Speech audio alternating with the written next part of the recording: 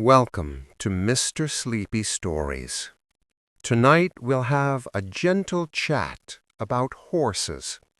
These calm and intelligent animals have lived beside humans for thousands of years, helping us travel, farm, and explore the world. Horses are full of quiet wonders. Their hearts can weigh nearly 10 pounds. Their ears can turn in every direction to listen, and their memories are so strong that they can recognize a familiar voice even after years apart.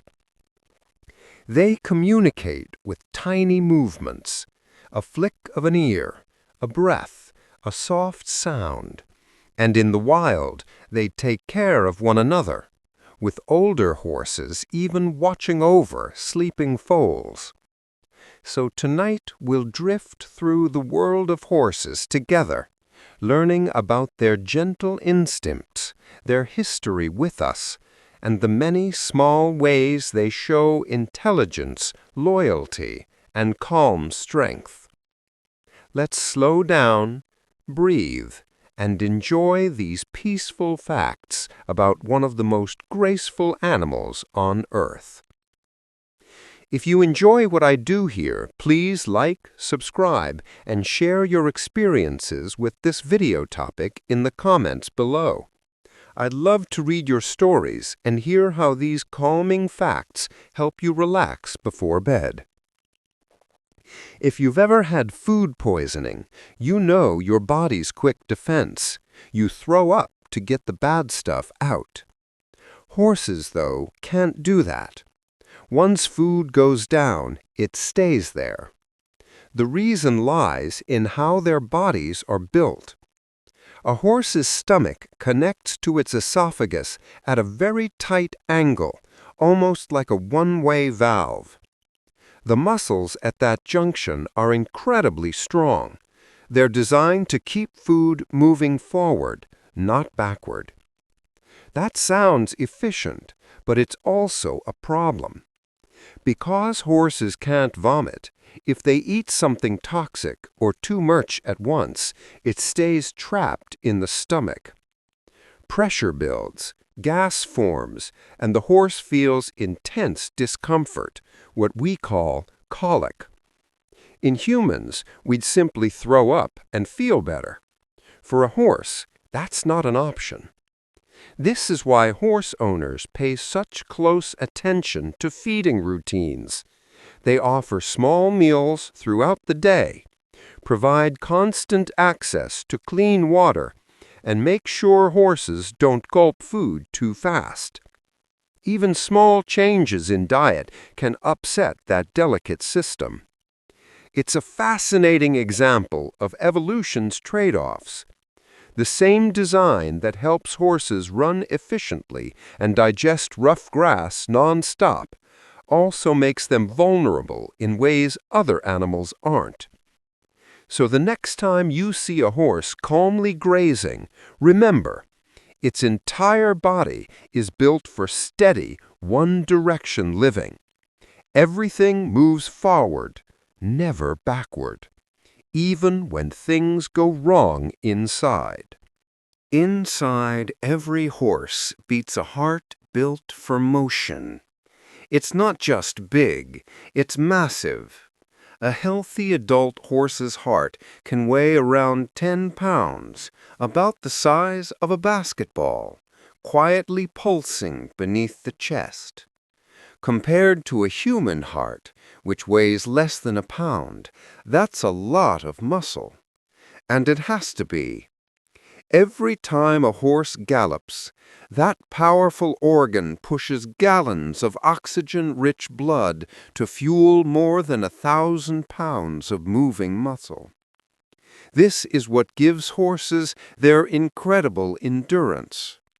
Their heart doesn't just beat faster, it beats smarter, with an efficiency that rivals top athletes. At rest, a horse's heart rate is slow and calm, often below 40 beats per minute. But when running full speed, it can surge past 200, pumping life into every stride.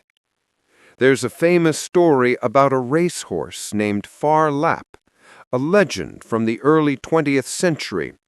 When he died, scientists discovered his heart weighed almost 14 pounds, nearly twice the size of a normal horse's. It became a symbol of strength and spirit, proof that a great heart truly defines a champion. But even ordinary horses carry something remarkable in their chests.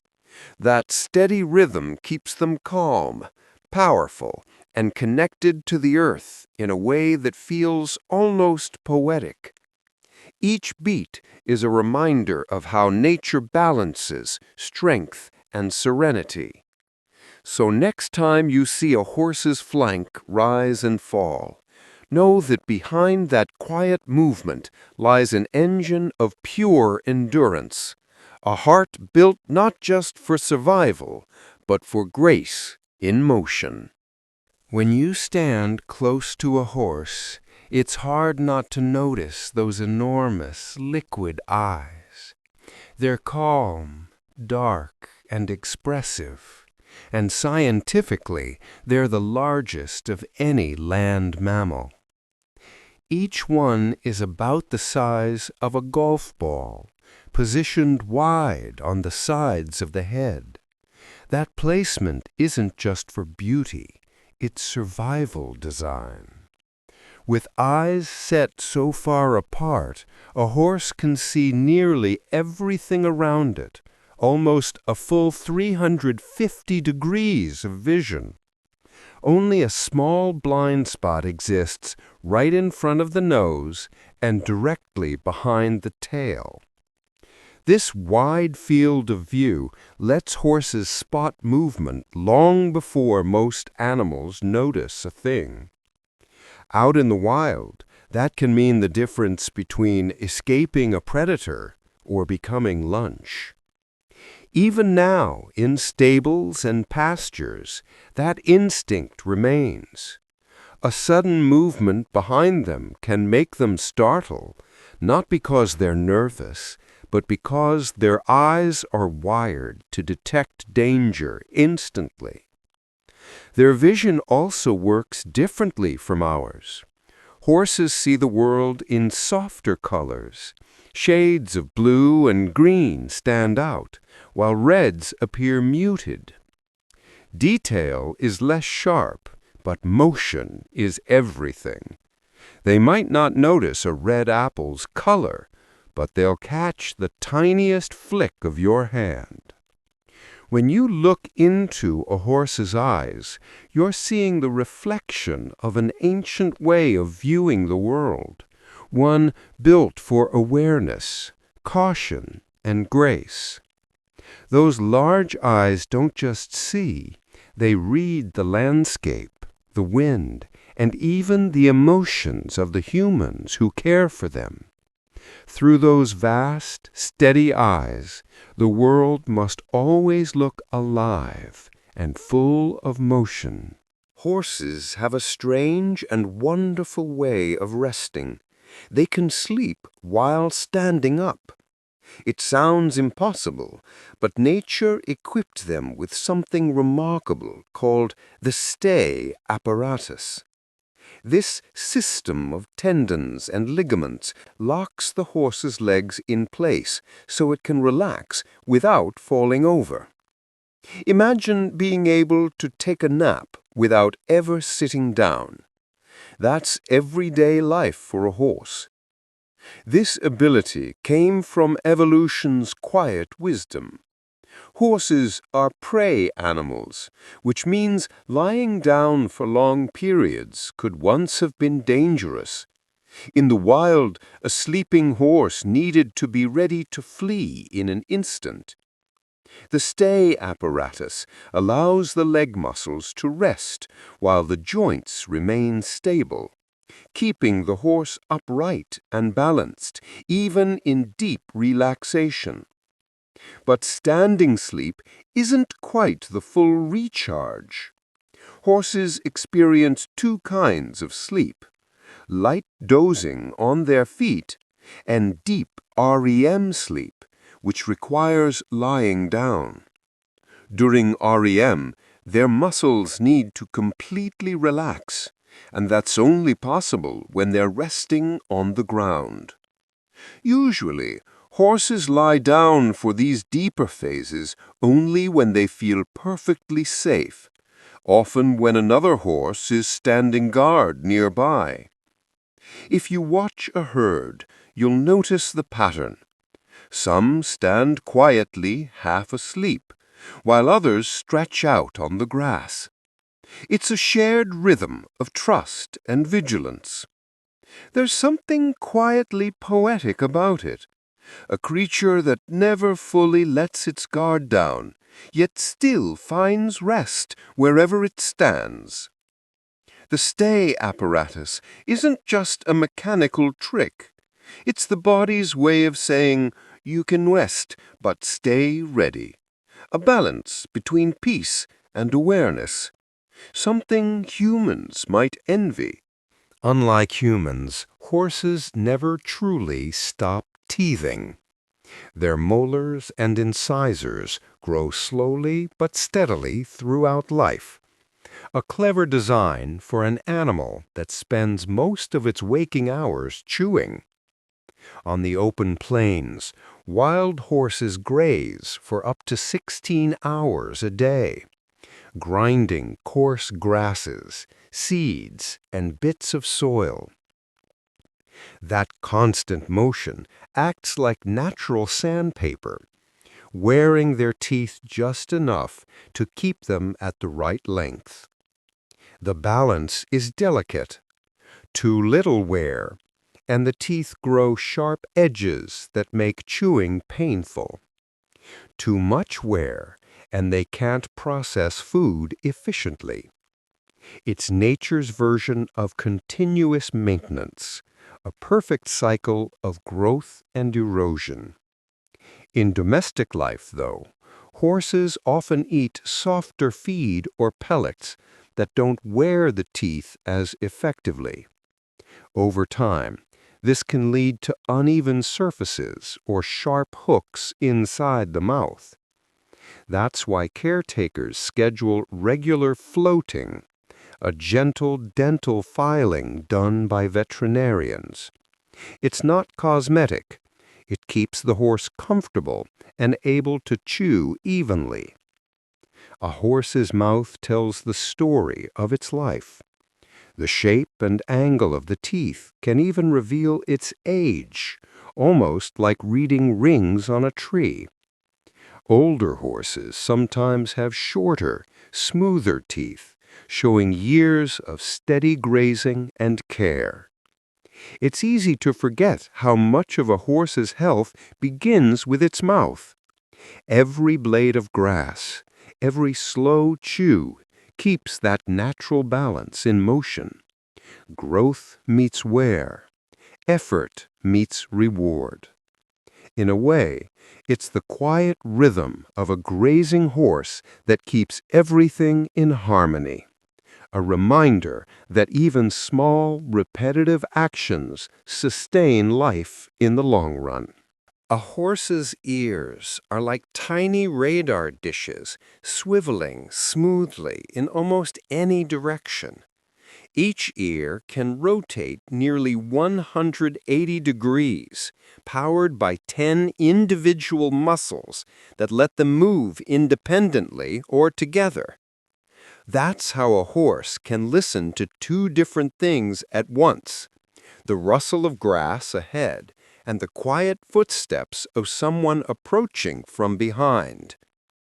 This incredible mobility isn't just a neat trick, it's survival. In the wild, danger could come from any direction, and early detection meant everything. By simply flicking an ear, a horse can pinpoint exactly where a sound originates. Even the soft snap of a twig half a field away gets noticed. Their hearing is so sensitive that sudden noises, a door slam, a barking dog, can make them flinch long before humans even register the sound. But horse ears do more than listen. They speak. A forward ear means curiosity or focus. Turned back can signal irritation, and relaxed ears often mean peace.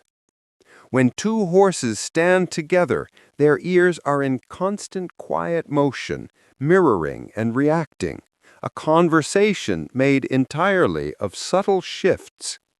For people who work closely with horses, those ears are emotional cues. Trainers and riders learn to read them like expressions on a face. When a horse's ears flick back and forth, it's processing its environment, listening to both the world and you. There's something poetic about that kind of awareness. A creature that listens in every direction, alert yet calm. In a noisy world, horses remind us that attention itself is a form of brace. They don't just hear the world, they live within its rhythm, one quiet ear turn at a time. Horses don't just see or hear what's around them, they smell it. Their sense of smell is incredibly refined, strong enough to detect human emotions. That might sound surprising, but it makes perfect sense for an animal that's survived by reading the subtle cues of everything nearby. When you stand near a horse, it can pick up the scent of your sweat, your breath, even tiny hormonal changes that happen when you're anxious or calm. Fear, for instance, carries a different chemical signature in humans, and horses can recognize it. That's why a nervous rider can make a calm horse uneasy, while a relaxed, confident person often calms the animal without saying a word. This sensitivity comes from the large olfactory bulbs in a horse's brain, the part responsible for smell. They're several times larger than ours, allowing them to process scents with incredible accuracy. In some ways, their smell is closer to a dog's than to a human's, though they use it differently. Horses rely on it for social connection. They greet one another nose to nose, memorizing scents like names. Humans fit into that system too. A horse that trusts you will recognize your unique scent and remember it for years.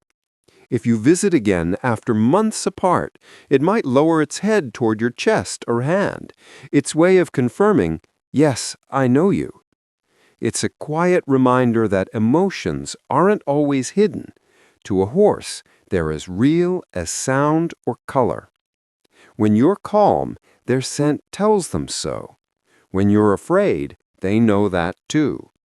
Around horses, honesty isn't just noble, it's something they can literally smell. 10 gallons of saliva a day might sound unbelievable, but for a horse, that's completely normal.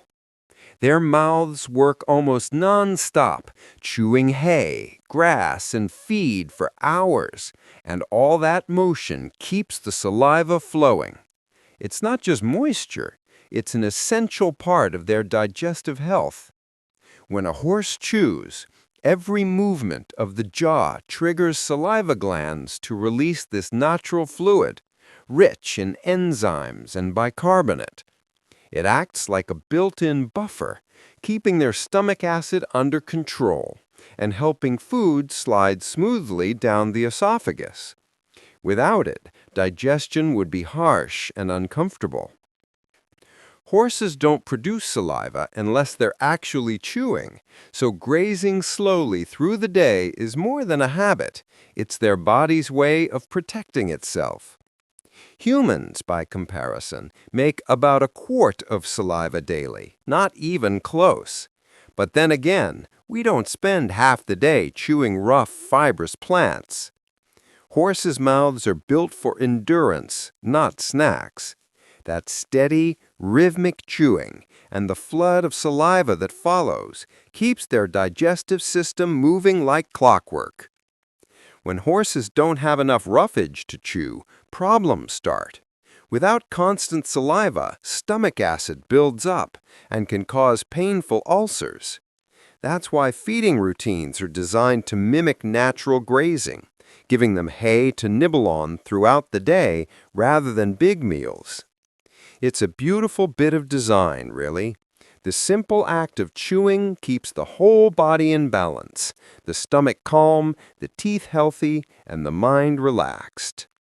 Watching a horse peacefully munching away isn't just a picture of contentment, it's nature's quiet chemistry lesson, unfolding one mouthful at a time. The same tough material that forms your fingernails is what a horse stands on every day. Their hooves are made of keratin, a strong, fibrous protein designed to handle constant wear and weight. But while our nails grow quietly at the ends of our fingers, a horse's entire body depends on this incredible structure, a living shell that supports half a ton of grace in motion. Each hoof is more than just a hard surface. Inside, it's layered like a natural shock absorber. The outer wall, thick with keratin, protects the inner structures, bone, blood vessels, and soft tissues. Beneath that lies the frog, a V-shaped pad that helps cushion each step and pump blood through the leg as the horse moves. Every time a hoof strikes the ground, it flexes slightly, pushing circulation upward, nature's version of a heartbeat in motion. Because hooves grow continuously, just like nails, they need regular trimming or natural wear from movement. In the wild, rough terrain takes care of it. Domesticated horses, though, often need a farrier, a skilled caretaker who trims and shapes the hoof so it stays balanced. Without that attention, overgrowth or cracks can lead to pain and uneven walking. It's fascinating how something as simple as keratin, a protein we share, becomes the foundation of such power and beauty. Our nails tell small stories of daily life. A horse's hooves tell stories of journeys, strength, and survival. Every click of a hoof on solid ground is a reminder that even the mightiest creatures are built from the same humble materials as us, just arranged in a way that lets them run with the wind. Somewhere along the evolutionary path, horses gave up an organ most mammals still rely on, the gallbladder. In humans and many other animals, the gallbladder stores bile, releasing it in bursts to help digest fats after a meal. Horses, however, took a different route. They lost that storage tank entirely and instead produce bile continuously, all day and all night. This change makes perfect sense once you understand their lifestyle. Horses were built to graze, not feast. In the wild, they spend most of the day nibbling at grass, keeping their digestive systems in constant motion. Because they don't eat large, fatty meals like predators or omnivores, they never needed to store and release bile in big doses. Their livers simply drip a steady supply straight into the small intestine, allowing for smooth, uninterrupted digestion. It's a brilliant design for an animal that thrives on consistency. But it also means that horses don't handle long gaps between meals very well. When a horse goes too long without grazing, stomach acid and bile continue to flow, which can lead to discomfort or ulcers. That's why caretakers often give horses access to hay throughout the day to keep that digestive rhythm in motion. Losing an organ might sound like a disadvantage, but in a horse's world, it's a sign of perfect adaptation. Their bodies evolved for patience and endurance, not indulgence. Where humans eat in bursts and rest in between, horses live by a quiet, steady rhythm, always moving, always digesting, always balanced. Evolution trimmed away what wasn't needed and left behind a system that works best in harmony, not haste. A horse's skin has a mind of its own, almost literally. Beneath that smooth surface lie thin sheets of muscles called panniculus muscles, and they can move independently from the rest of the body. When a fly lands on a horse's side, those muscles twitch in a ripple-like motion, flicking the insect away in an instant. No swatting, no stomping, just a shiver that travels under the skin like a living wave. This reflex is an ancient form of defense, developed long before humans came along with brushes and fly spray. Horses evolved in open grasslands, surrounded by biting insects that carried disease. Being able to shake them off without breaking stride was a quiet survival advantage.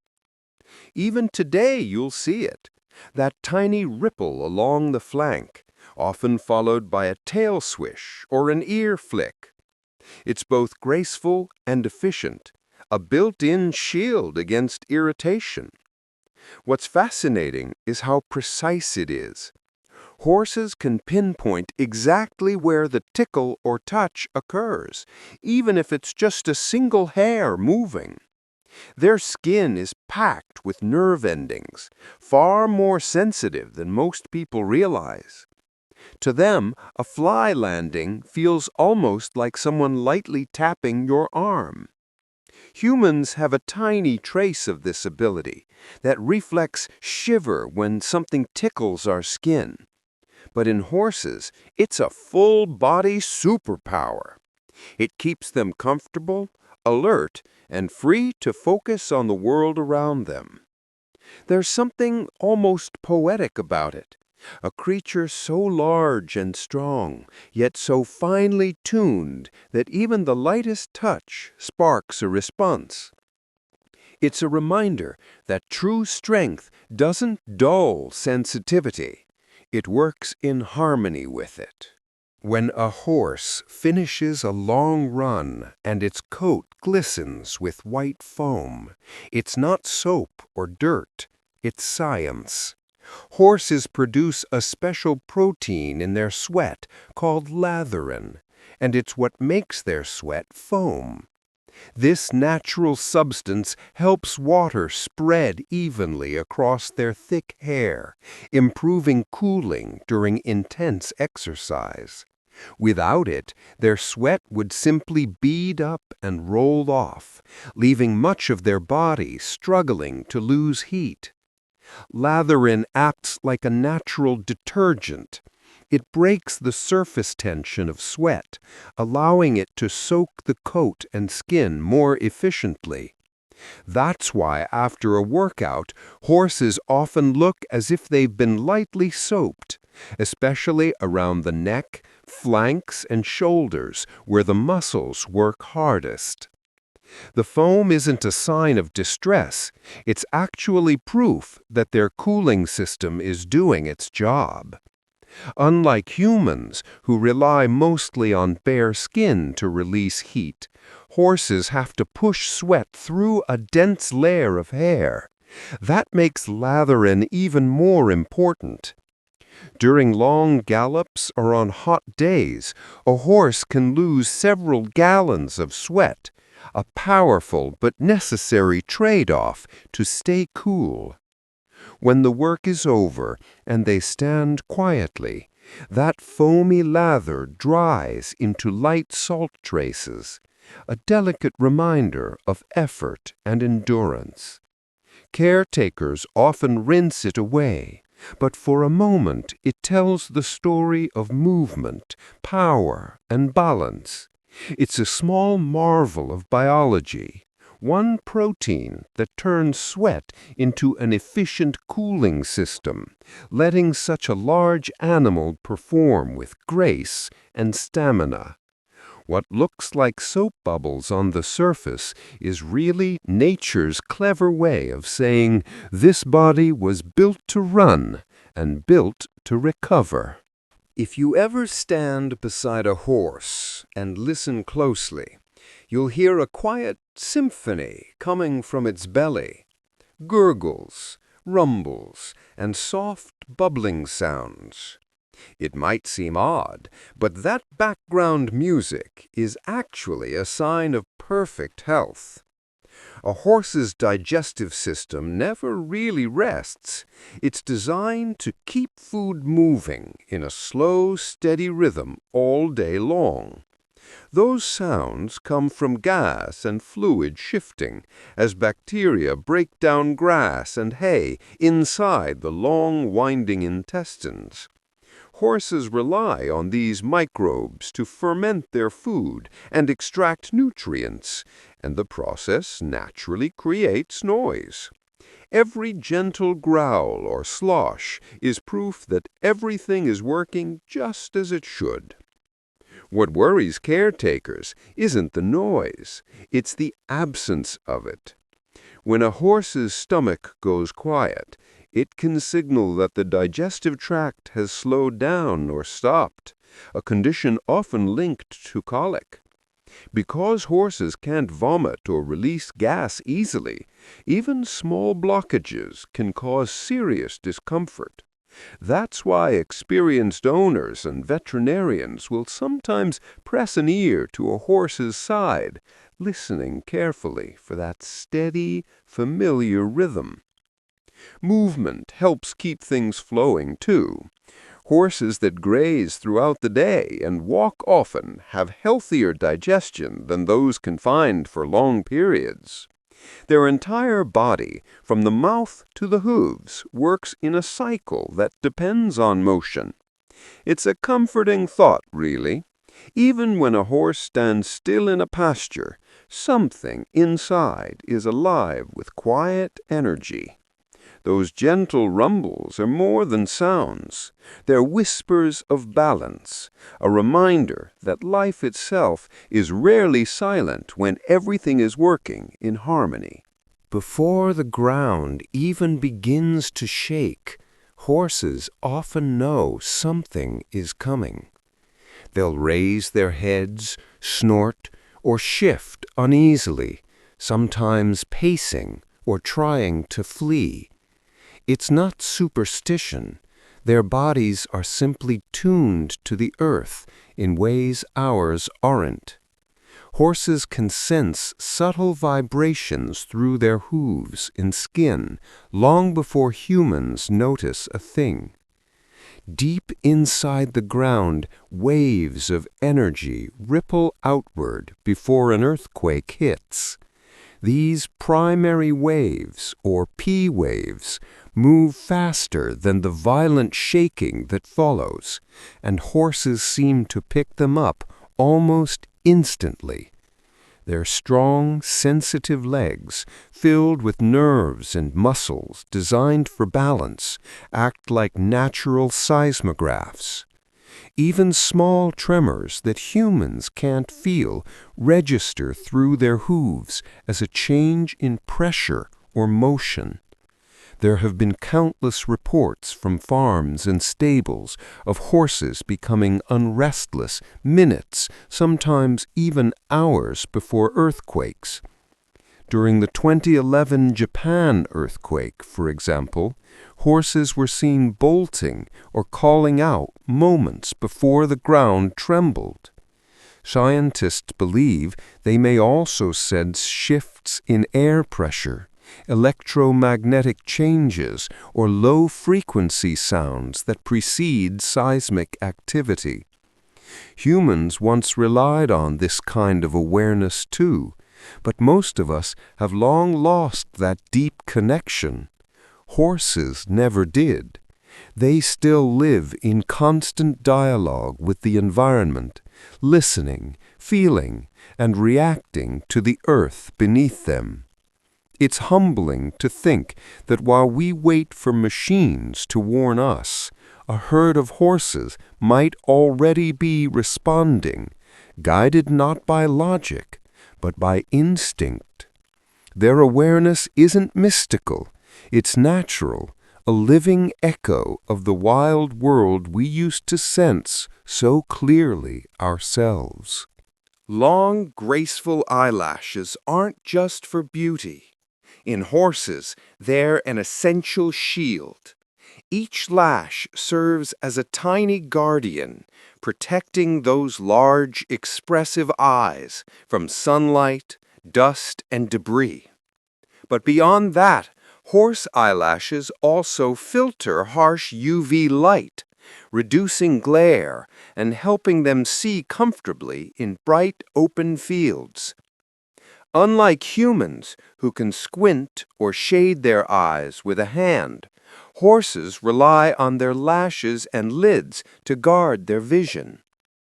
The lashes are thick and long, curving outward to catch dust and insects before they ever reach the eye's surface. They also act as early warning sensors. When even a single hair is touched, the horse instantly blinks or flinches, a built-in reflex that keeps the eyes safe. This sensitivity makes sense for an animal that spends its days outdoors, often in windy grasslands or dusty trails. Constant exposure to sunlight, pollen, and flying insects could easily damage unprotected eyes. Evolution solved that by giving horses a combination of natural sunglasses and motion detectors right on their eyelids. Caretakers often notice how expressive those lashes are too. When a horse relaxes, its lashes soften and droop slightly. When alert, they fan forward. In a quiet way, they mirror emotion. Just another example of how every part of a horse's body communicates awareness. It's easy to overlook something so small compared to the strength of their muscles or the power of their stride. But those lashes are a reminder that even the gentlest details of a horse's body serve a purpose. Every flicker and blink is nature's subtle engineering. Protection disguised as grace. A horse never really forgets someone who's treated it with care or with cruelty. Their memory is remarkably strong, capable of holding on to human faces and voices for years. Scientists have confirmed what horse owners have always suspected. Once you've formed a bond with a horse, you become part of its mental world for a very long time. Studies using photographs and sound recordings have shown that horses can recognize people even after months or years apart. When they see a familiar face or hear a known voice, their heart rate lowers and their body language relaxes. It's the same calm recognition humans feel when they meet an old friend. But it's not just visual or auditory memory at work. Horses also remember emotions. They can recall how someone made them feel. A person who is gentle and patient will be greeted with trust, while one who caused fear or stress may face hesitation even long after the event. Their memories are emotional maps, guiding how they interact with the world around them. This deep memory makes trust especially meaningful in a horse's world. Once earned, it becomes something lasting. Many owners have experienced it, returning to a horse after years away, only to be greeted with a nudge, a soft whinny, or a warm breath of recognition. It's a reminder that relationships with animals aren't one-sided or easily forgotten. Horses don't just remember commands or routines, they remember you. Behind those calm eyes lives a mind that keeps your presence filed away, stored somewhere between safety, affection, and familiarity. Their memory is proof that kindness leaves a trace, even in silence. Horses are surprisingly good at reading faces, not just other horses' faces, but ours too. They can tell when we're happy, angry, or calm simply by watching the tiny changes in our expressions. It's one of the reasons they seem so intuitive, responding to moods we sometimes don't even speak aloud. Researchers at the University of Sussex tested this by showing horses photographs of human faces, some smiling, some frowning. When shown an angry face, the horse's heart rates increased, and they tended to look at the photo with their left eye, a sign they were processing something negative. When they saw a happy face, they relaxed and approached more confidently. Without a word spoken, they could feel the emotion behind the expression. In daily life, this ability becomes even clearer. A horse that senses frustration might pull away or become uneasy, while one that feels calm energy from a person tends to mirror it, lowering its head, softening its eyes, even breathing more slowly. Their bodies reflect ours, as though emotions pass invisibly between species. It's empathy in its purest form. Horses don't just see, they feel what they see. Their survival once depended on reading the body language of predators and herd mates, and that sensitivity has extended naturally to humans. Working with horses teaches patience because they don't respond to commands alone. They respond to presence. Smile gently, move slowly, and they'll sense it. Scowl or tense up, and they'll notice that too. They remind us that communication doesn't always need words.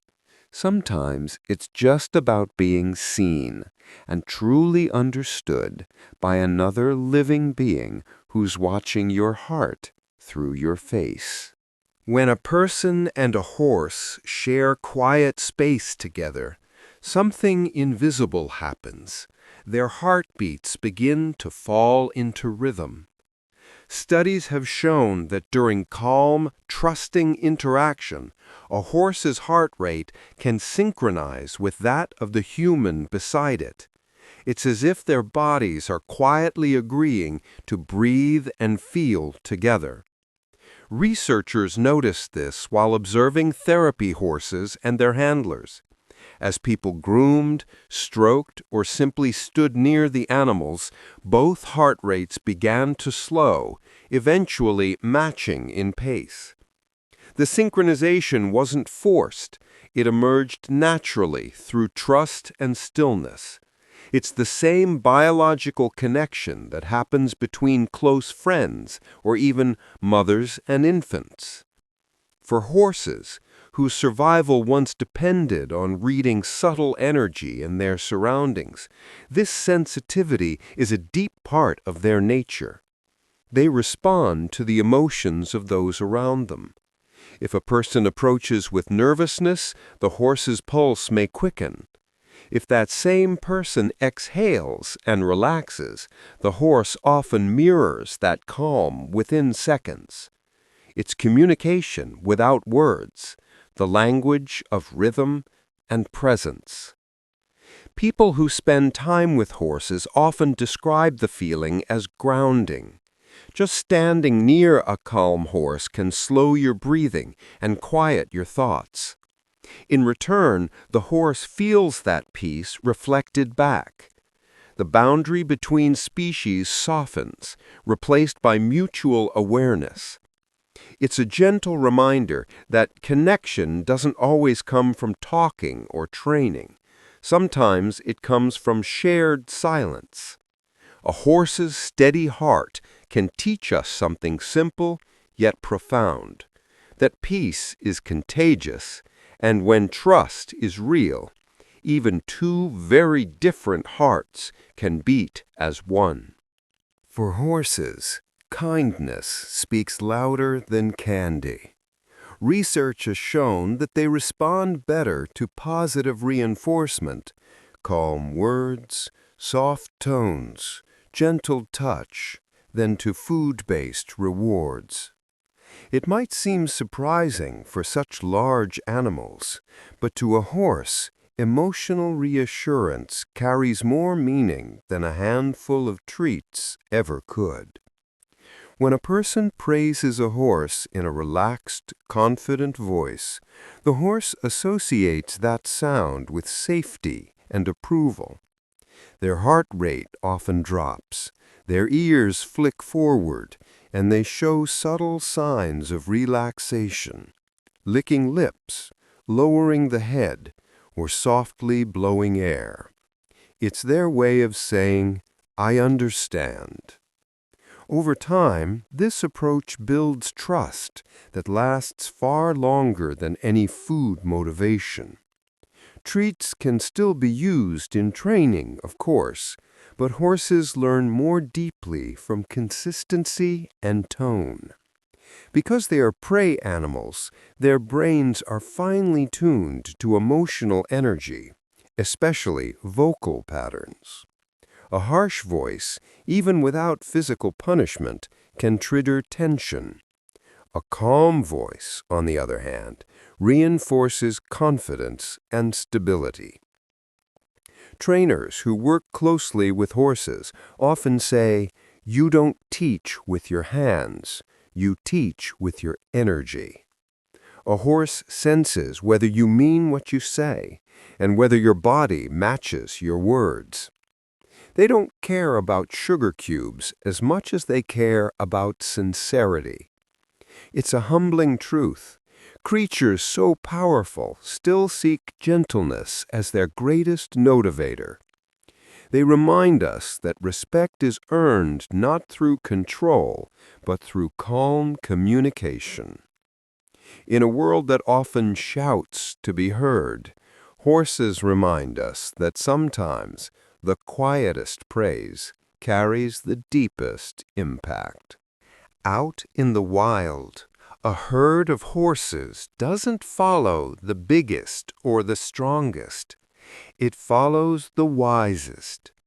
Leadership usually belongs to an older mare, the experienced female who quietly guides the group's movements. The stallion may defend the herd from threats, but it's the lead mare who decides where they graze, when they rest, and how they travel. Her authority comes not from force, but from trust.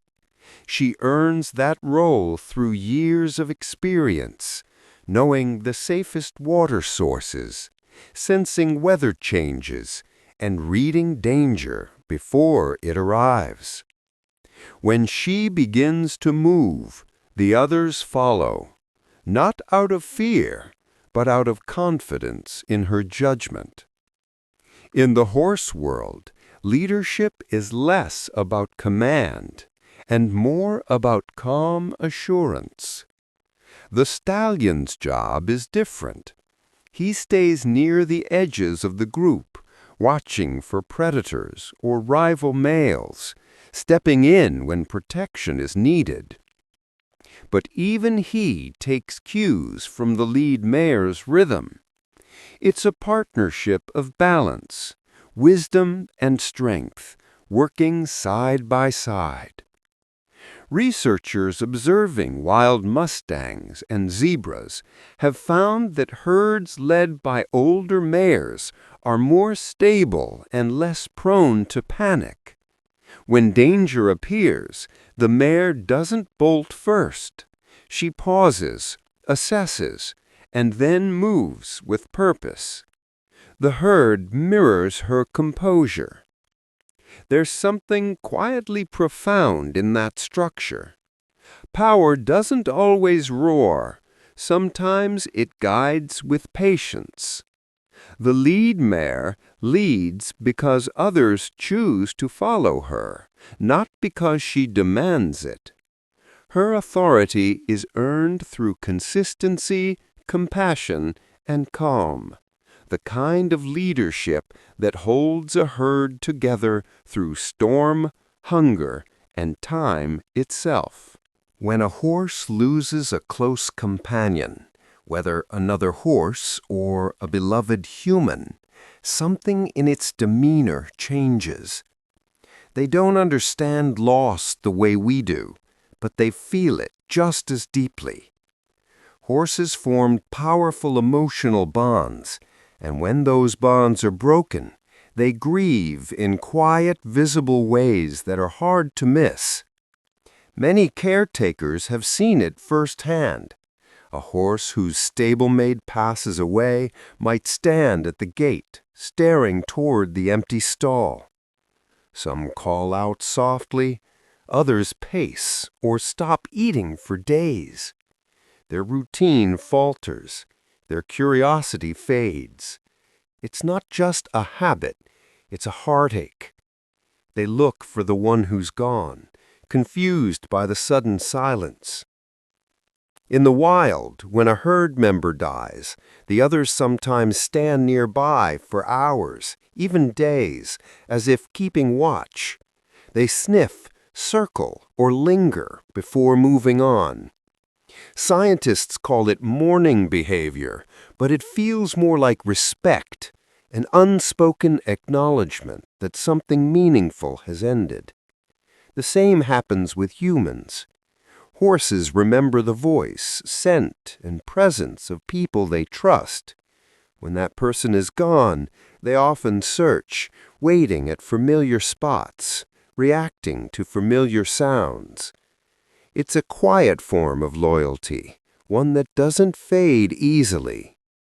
Their grief reminds us that emotion isn't limited to words or species. In their stillness and sorrow, horses show us that love and loss are shared languages across life.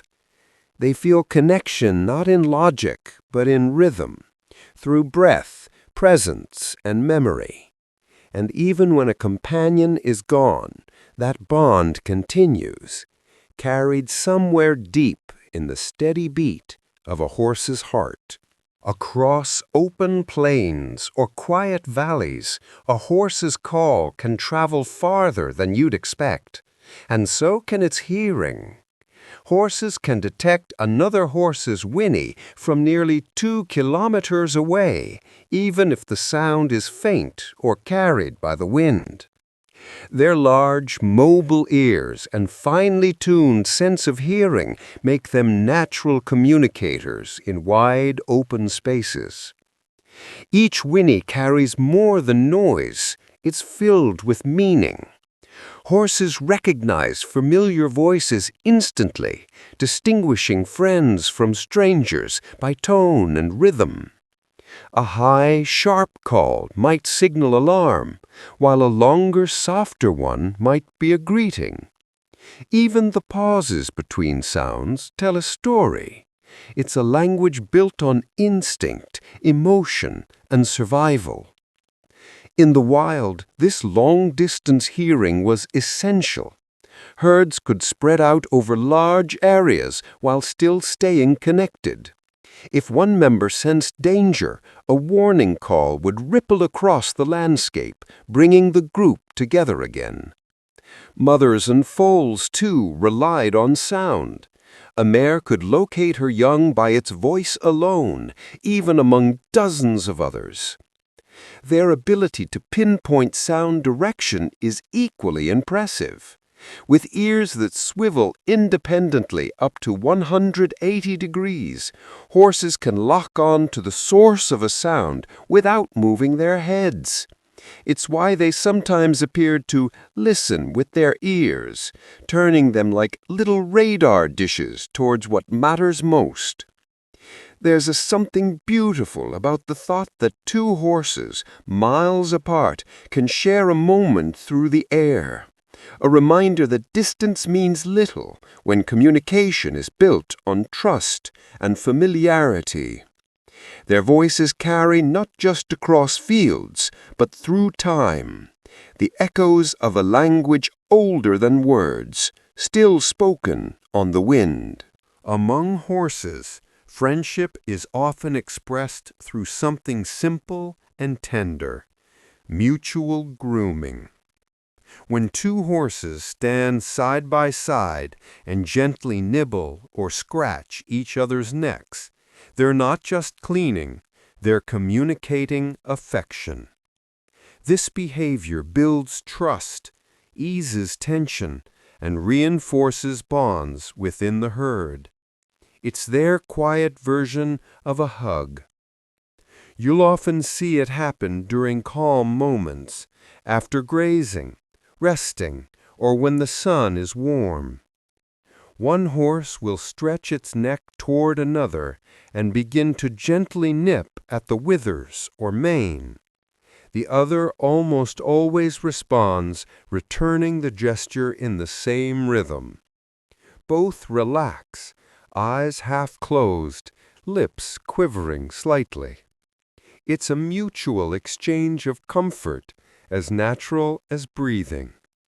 Scientists have found that mutual grooming lowers heart rate and stress in horses, much like how gentle touch calms humans. The act releases endorphins, the body's natural good-feel chemicals, leaving both horses peaceful and connected. Over time, grooming partners often become inseparable companions, seeking each other out in the pasture.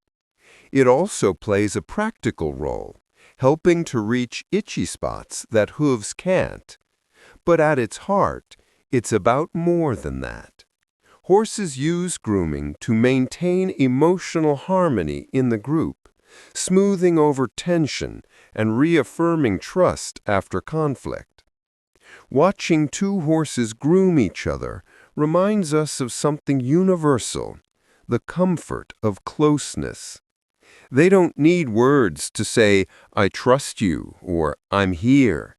Through simple, repeated gestures, they express what every creature understands: that gentle connection is one of life's greatest forms of peace.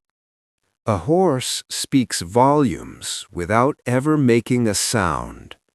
Every flick of the ear, swish of the tail, and flare of the nostrils is part of an intricate, silent language. To those who pay attention, it's a world of constant communication, subtle, expressive, and deeply emotional. When a horse's ears tilt forward, curiosity takes over.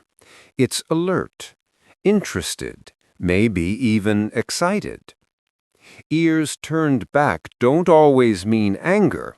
Sometimes it's just listening behind. But when they pin flat against the neck, that's a clear message: give me space. The tail, too, tells stories. A relaxed, swaying tail means calm. A tight, high tail shows energy or tension. And when it starts flicking sharply, it can mean irritation, a horse's version of an eye roll. Then there are the nostrils, soft and open when content, flared and wide when startled or uneasy. A nervous horse breathes faster, nostrils trembling slightly. A calm one exhales slowly, sometimes with a gentle sigh. These tiny details form a living dialogue among herd members, helping them coordinate movement, resolve tension, or share comfort without noise. Humans who spend time with horses learn to listen in this language too. A good rider doesn't just pull reins or give commands. They read, respond, and move in harmony. It's about empathy, not control. There's something profound about how horses communicate through silence. They remind us that understanding doesn't always come from words, but from awareness, from noticing the small, fleeting signals that others send.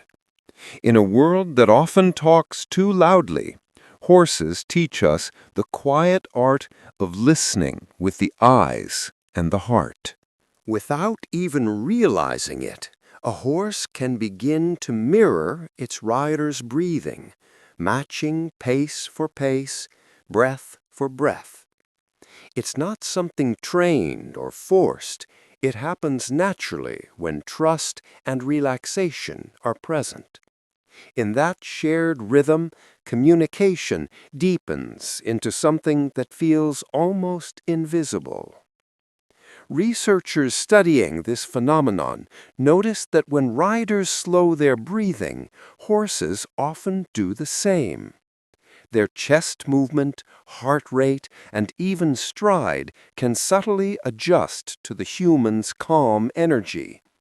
The effect works both ways.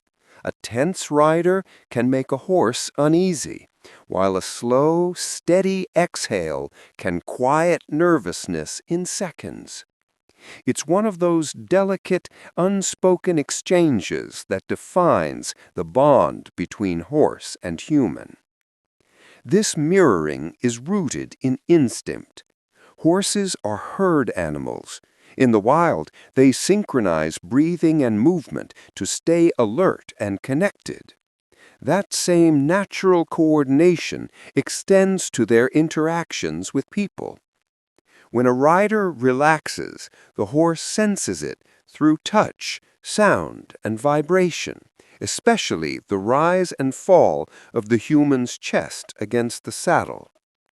Many experienced riders learn to use breathing as a form of communication. A slow inhale can signal readiness. A deep exhale can cue the horse to stop or settle. No words, no reins, just shared calmness. There's something almost meditative about it. Two living beings, different in shape and strength, moving and breathing as one.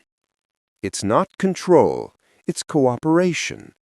In that quiet rhythm, fear fades, focus returns, and trust becomes tangible. The horse doesn't just carry the rider, it carries the emotion, the intention, and the breath itself, turning motion into connection. Even horses dream. When they finally lie down, legs tucked, eyes half closed, their minds drift into short bursts of REM sleep, the stage where dreams take shape. It doesn't last long, just a few minutes at a time. But during those moments, their muscles relax completely, and tiny twitches ripple through their bodies. A leg might jerk, an ear flick, or the lips tremble softly. It's the same kind of movement we see in sleeping dogs or humans lost in a dream. Because horses can only reach this deep sleep while lying down, they don't dream often. Their bodies must feel safe before they surrender that much control. In the wild, one or two herd members usually stay standing, keeping watch while others rest. It's a beautiful system of trust, safety shared through turns of sleep. Scientists believe these brief dreams serve the same purpose as ours, helping the brain sort through memories, reinforce learning, and restore emotional balance. A horse that spent a day training or exploring might replay movements or sounds in its mind as it rests, twitching as if running again in slow motion. Watching a horse dream is quietly touching. The creature that spends its waking hours alert and powerful becomes soft and still, suspended between awareness and peace. In that small window of rest, you glimpse something deeply human, the need to process, to imagine, to let go. Dreams remind us that even the strongest beings have moments of stillness. For a horse, each brief dream is like a whispered exhale, proof that rest, no matter how short, has a language of its own. When a horse yawns, it's not bored, it's letting go. That wide stretch of the jaw, the deep breath, and the slow exhale are signs of release, not disinterest. Unlike humans, who often yawn when tired or trying to stay awake, horses yawn when they're finally relaxing, especially after moments of tension. You'll often see it after grooming, training, or a stressful event. A sudden pause, a deep inhale, then a long, deliberate yawn. Sometimes they'll do it several times in a row, their lips flopping loosely as the tension melts away. It's the body's way of signaling that the nervous system is shifting from alertness to calm. Trainers often call it the reset moment, when a horse goes from cautious to comfortable.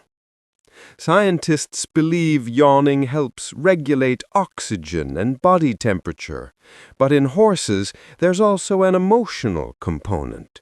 It often follows a gentle stroke, a release of pressure, or a reassuring word. Horses that trust their handlers are more likely to yawn openly, a quiet display of comfort and safety. It's also a reminder of how sensitive they are. A horse won't yawn if it feels threatened or anxious. That single motion, so slow and unhurried, means, "I'm okay now." It's a visible sigh of relief. Watching a horse yawn after a long day feels like watching calm return to the world. It's one of those small, beautiful gestures nature gives us, a sign that peace doesn't always come in silence. Sometimes it arrives with a stretch, a breath, and the soft opening of a mouth that's finally at ease. When a horse feels anxious or unsettled, its body literally warms up. Muscles tighten, blood flow increases, and a faint rise in temperature spreads across the skin.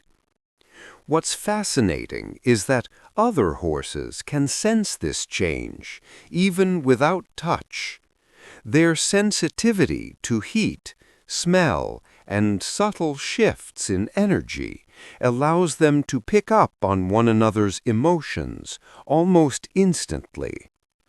In a herd, this awareness keeps everyone safe. If one horse senses danger and its body tenses, the others detect that spike in heat and respond, sometimes before they even hear or see the threat. It's nature's early warning system, a shared pulse of instinct that travels through the group like an invisible wave. Within seconds, a calm meadow can turn into a synchronized movement of alert bodies, each reacting to a feeling that began in just one. This sensitivity extends to humans, too. A nervous rider or handler can unintentionally raise a horse's alertness. Even when we think we're hiding our stress, our bodies betray us. Breathing quickens, muscles stiffen, temperature rises, and the horse feels it. The same connection works in reverse. When we're calm, our warmth softens, and the horse mirrors that tranquility back. Horses live in constant conversation with their surroundings, attuned to energies most of us overlook. They remind us that emotion is something you radiate, not just something you feel. A steady breath, a slow heartbeat, and relaxed muscles say more to a horse than words ever could. Their world runs on signals too subtle for noise, heat, rhythm, and presence, the language of trust written in warmth. When a breeze stirs across a pasture, watch carefully. The horses will often turn to face it. This isn't coincidence, it's instinct. Facing into the wind allows them to catch the scents carried on the air, giving them early clues about what's happening around them. In the wild, this simple behavior could mean the difference between safety and danger. The wind is like a moving messenger. It carries the smell of predators, unfamiliar animals, storms, and even humans from far away. A horse's nostrils are built for this task, large, flexible, and deeply sensitive. When they flare slightly, they're drawing in information, reading invisible messages written in scent. Combined with their sharp hearing and wide vision, it makes them one of nature's most finely tuned alarm systems. Even domestic horses still follow this ancient habit. A sudden gust might make them pause, heads lifted, ears flicking forward as they test the air. It's not fear, it's awareness, the kind of attention that comes from thousands of years of surviving open plains. In a way, the wind becomes their guide, helping them sense what we can't see or smell. It's humbling to realize how much they trust their senses. Where humans often rely on logic and sight, horses depend on feel, on movement, vibration, and scent. Facing the wind isn't just instinct. It's an act of mindfulness, a readiness for whatever the world brings next. There's quiet poetry in that moment, a creature standing still, nose to the breeze, reading the language of the air. A horse that stops reacting isn't always obedient. Sometimes it's given up. After too much harsh correction or pressure, a horse can fall into a state called learned helplessness. It's when the animal learns that no matter what it does, the outcome is the same, so it stops trying altogether. From the outside, it may look calm or well-trained, but inside, it's quietly shut down. This happens when training relies too heavily on force, fear, or confusion. A horse that's constantly punished or never rewarded eventually stops making decisions. It won't resist, but it won't engage either. You'll see it in dull eyes, lowered heads, or delayed responses, signs that the spirit has dimmed, even if the body still obeys. True partnership between horse and human can't come from submission. It comes from understanding. When a horse feels safe, curious, and rewarded for trying, it begins to think again, to offer, to explore. Trainers who use positive reinforcement often describe the moment when a shut-down horse wakes up.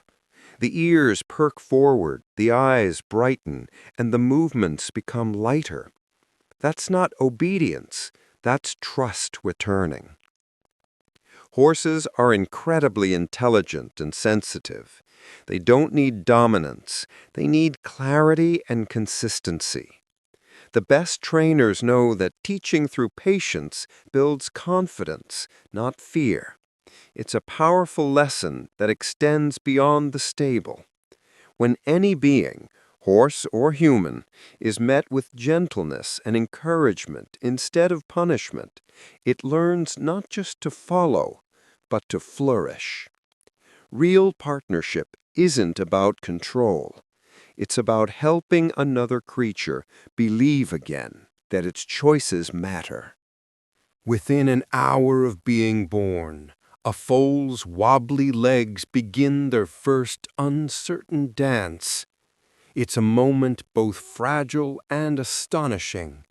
The newborn struggles, tumbles, then rises again, driven by an instinct older than memory.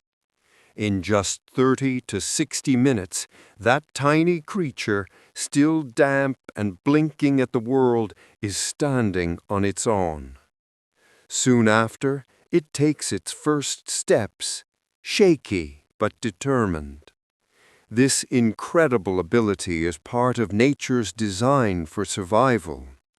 In the wild, a foal that couldn't stand quickly would be left vulnerable to predators. So evolution gave horses an extraordinary gift, strength and coordination from the very start. Even with legs that seem too long and bodies that haven't yet learned balance, they find their footing through persistence and instinct.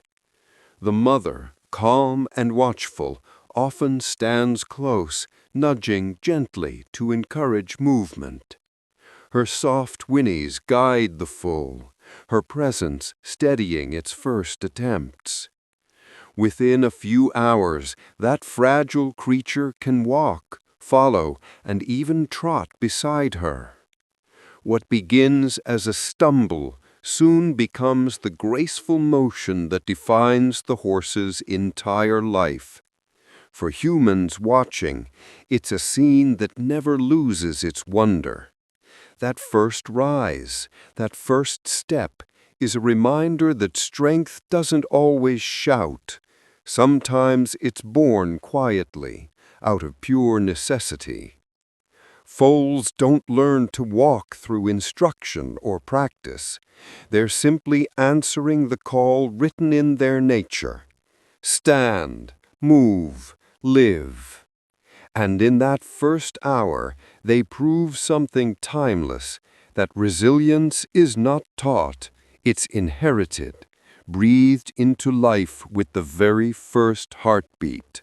The very first thing a newborn foal learns isn't how to walk, it's who its mother is.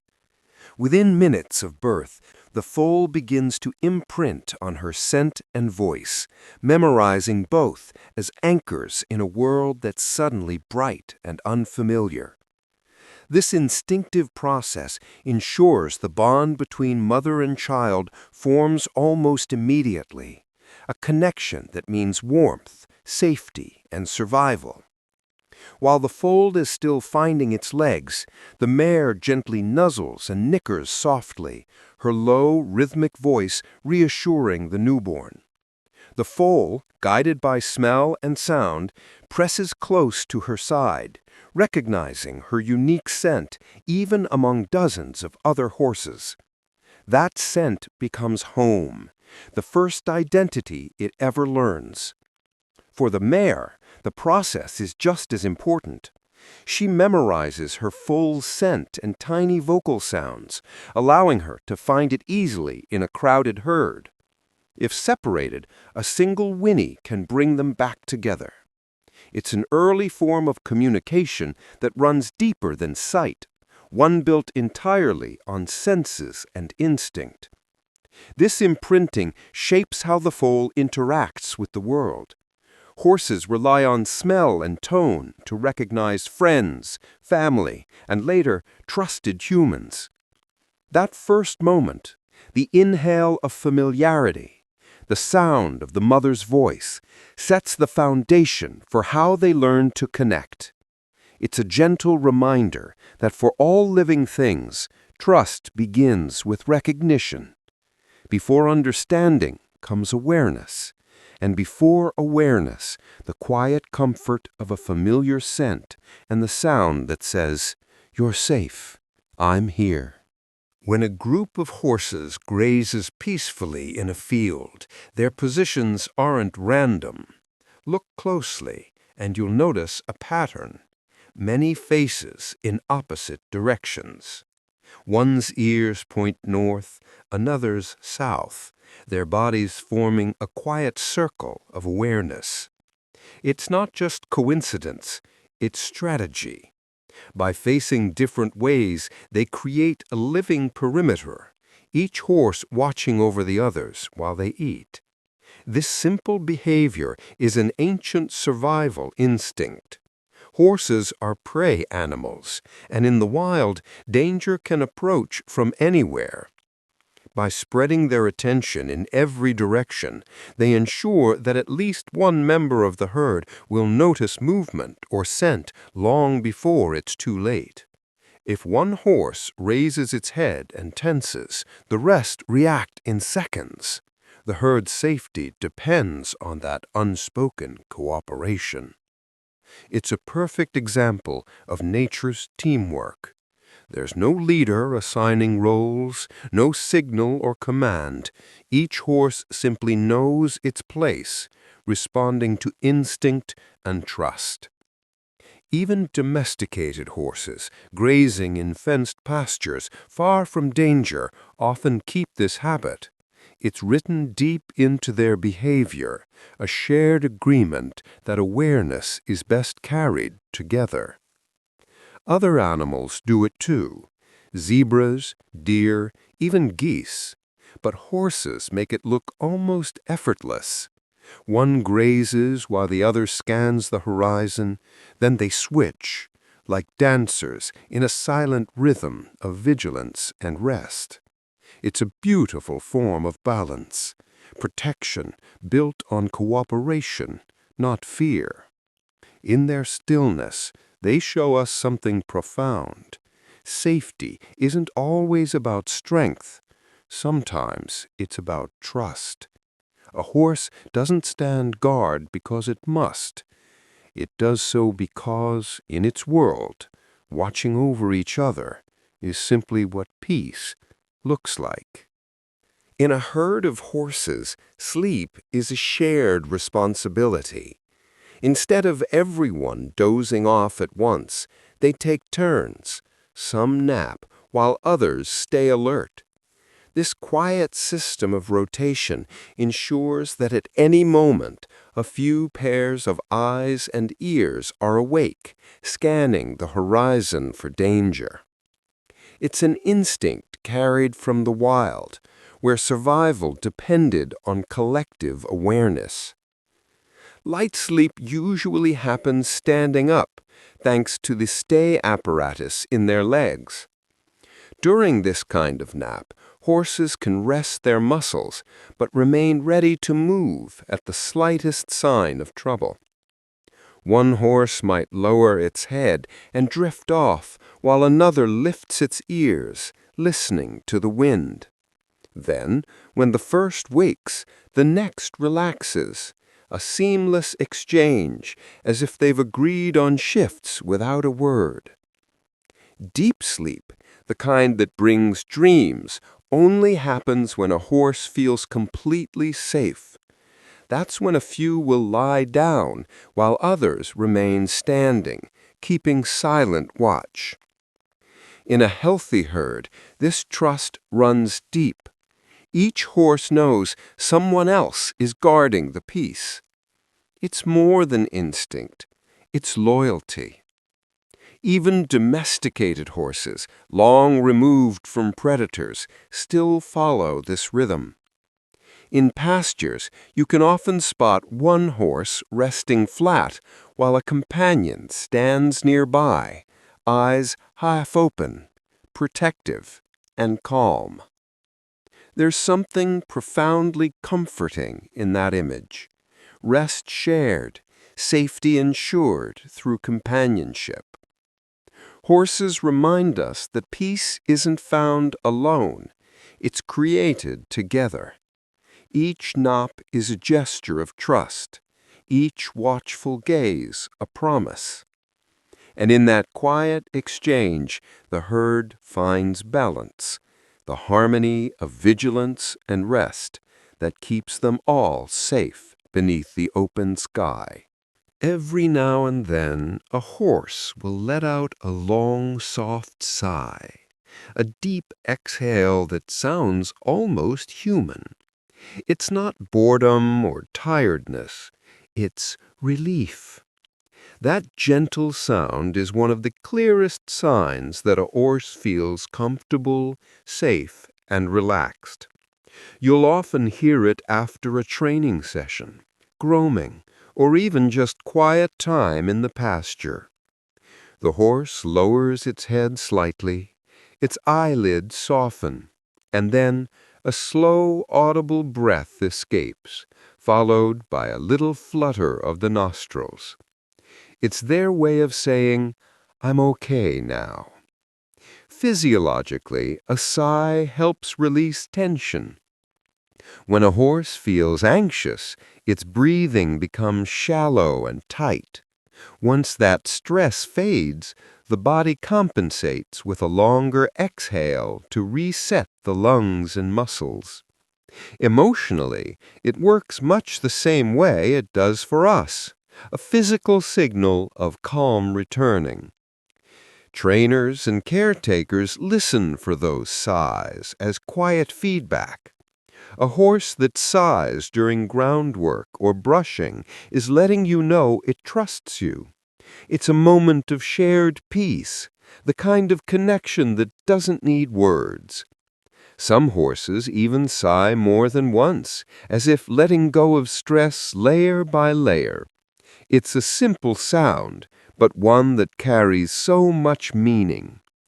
In a creature built for flight and movement, a sigh is the sound of stillness, proof that in that moment the horse feels safe enough to breathe deeply. And just like us, when that deep breath comes, it's not just air being released, it's every worry dissolving quietly into the rhythm of calm. Long before horses thundered across open plains, their earliest ancestor, a tiny creature called Eohippus, trotted through ancient forests. About 55 million years ago, this animal, no bigger than a fox, lived among dense vegetation, nibbling on soft leaves instead of grass. It had 4 toes on each front foot and 3 on each back. Small, padded feet, better suited for quiet steps on the forest floor than galloping across meadows. Over millions of years, Earth changed. Forests thinned, grasslands spread, and Eohippus had to adapt. Generation by generation, its descendants grew taller and faster. To survive in open spaces where predators could easily spot them, they developed longer legs for speed and fewer toes for efficiency, eventually evolving the single, solid hoof we see today. Their teeth, once suited for tender plants, grew tougher and flatter to grind coarse grasses. By around 2 million years ago, The animal we'd recognize as a modern horse had taken shape. Larger, swifter, and built for endurance. What began as a small forest dweller had become one of the most powerful runners in nature's history. It's humbling to imagine that today's horse, strong, graceful, and expressive, carries the legacy of that tiny ancestor. Evolution didn't rush. It shaped each change slowly, patiently, through countless generations. Every time a horse gallops across an open field, it's completing a story that began 55 million years ago. The story of an animal that learned to trade shadowed forests for endless sky. Long ago, horses didn't walk on hooves. They walked on toes. Their ancient ancestors had 3, sometimes even 4, on each foot. Over millions of years, those toes slowly disappeared, leaving behind only one, the strong, single hoof we see today. That hoof is actually an enlarged and reinforced middle toe, shaped by evolution to support speed and endurance. When early horses like Mesophus and Merychippus roamed the earth, the world looked very different. Much of it was covered in soft, leafy forests. Having several toes helped them move quietly over uneven ground and muddy soil. But as the climate changed and grasslands began to spread, life on open plains demanded a new kind of movement, fast, efficient running. The side toes, once useful for balance, became unnecessary weight. Gradually, evolution favored horses whose central toe was stronger and longer. The outer toes shrank until they vanished completely, leaving a single sturdy structure protected by keratin, the same material found in human fingernails. That transformation turned them into masters of distance, able to flee predators and travel vast stretches of land in search of food. If you look closely at a modern horse's leg, traces of those ancient toes remain, small splint bones hidden beneath the skin, silent reminders of their multi-toed ancestors. There's something beautiful about that quiet history. Every gallop, every hoofbeat carries the memory of evolution's patient craftsmanship, a story written not in words, but in bone. What began as many became one, and in that simplicity, nature found perfection. A single toe built for running toward the horizon. Archaeologists trace the first domestication of horses to the wide, windswept plains of what is now northern Kazakhstan, around 3500 BCE. There, a prehistoric people known as the Botai culture began a partnership that would forever change the course of human history. Evidence from ancient settlements tells the story. Bits made from bone, traces of corrals, and pottery containing residues of mare's milk. Signs that horses were no longer just wild game, but companions and tools of daily life. These early humans didn't ride into battle or pull heavy wagons yet. At first, they likely kept horses for their milk, for food, and for helping transport goods across the open steppe. But gradually, that relationship deepened. Humans learned that the same animal that carried burdens could also carry them, farther and faster than they'd ever traveled before. From those humble beginnings in Central Asia, domesticated horses spread outward like ripples in water. They reached Europe, the Middle East, and eventually every corner of the ancient world. They became symbols of strength and freedom, changing warfare, trade, and exploration forever. Civilizations expanded because of that first quiet bond between herder and horse. It's hard to imagine that the towering, powerful animal we know today began its human partnership with something as simple as shared trust on an open plain. Thousands of years later, that bond still holds, forged not just through utility, but companionship. Every rider, every farmer, every traveler following hoofprints in the dust is part of that same ancient story, one that began under the endless skies of Kazakhstan, when humankind first looked at a wild creature and saw a friend. Long before metal bits or leather reins, the first humans to guide horses relied on whatever nature offered, strips of raw hide and pieces of bone. These early bridles were simple but revolutionary. Made around 3500 to 3000 BCE, they represented one of humanity's first true attempts to communicate with another species through touch and tension. Archaeologists studying sites from the Botai culture in Kazakhstan have found evidence of these primitive tools. Worn teeth on ancient horse skulls showing patterns left by bits made of bone or horn. These weren't yet the elaborate bridles of medieval knights. They were crude, handmade devices, but they worked.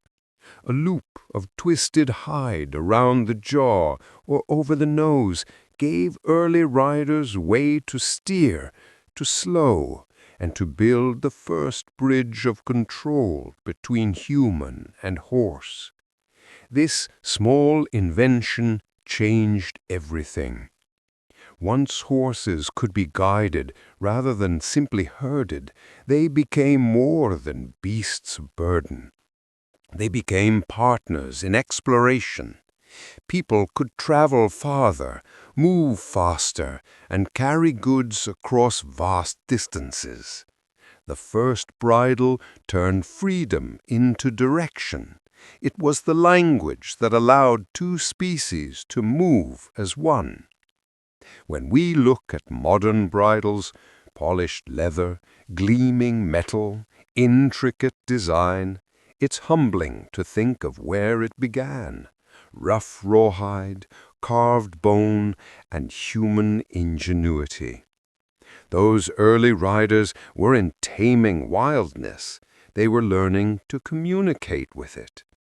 Every modern rein, every soft pull of guidance still carries that ancient legacy. A conversation that began thousands of years ago between human hands and a creature willing to listen.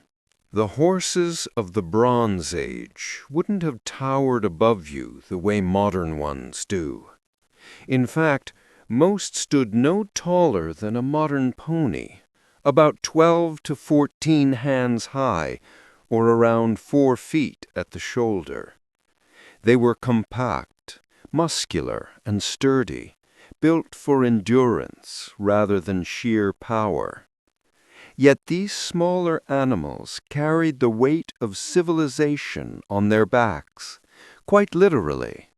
Archaeological remains from ancient Eurasia show that early domesticated horses were used for riding, pulling carts, and carrying goods long before selective breeding made them larger.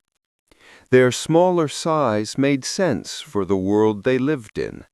They required less food, moved quickly across rugged terrain, and could thrive in harsh steppe environments. They weren't bred for war or ceremony. They were practical, loyal partners for everyday survival.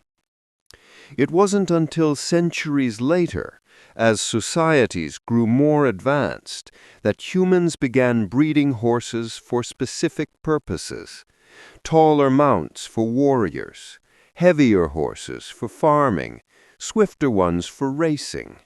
Through patient selection, humans shaped them into the majestic animals we know today. But those early pony-sized horses were the foundation of it all. It's humbling to picture them, small but determined, pulling crude chariots across endless grasslands, their breath forming clouds in the cool morning air. They may not have been grand in stature, but they carried the beginnings of trade, travel, and connection between distant worlds. Their legacy reminds us that greatness doesn't always begin in grandeur. Sometimes it starts small, in strength that's quiet, steady, and unassuming, the kind that simply keeps going, step after step, until history takes notice. Every time you hear a car described as having 300 horsepower, you're hearing an echo from the 18th century, a time when horses, not engines, powered the world. The term was coined by James Watt, the Scottish engineer who revolutionized the steam engine. He needed a simple way to explain his invention's strength to people who were used to working with horses in mills and mines. Watt observed that a single draft horse could pull roughly 550 pounds of weight 1 foot in a single second. From that calculation, he created a unit of measure, horsepower, to describe the work his steam engines could perform. If one horse could do a certain amount of work, then a machine that could do 10 times that was said to have 10 horsepower. It was a marketing genius, and it worked. People instantly understood the comparison. Before steam, horses were the beating heart of industry. They turned grinding wheels, hauled coal carts, and lifted heavy loads, living engines long before metal replaced muscle.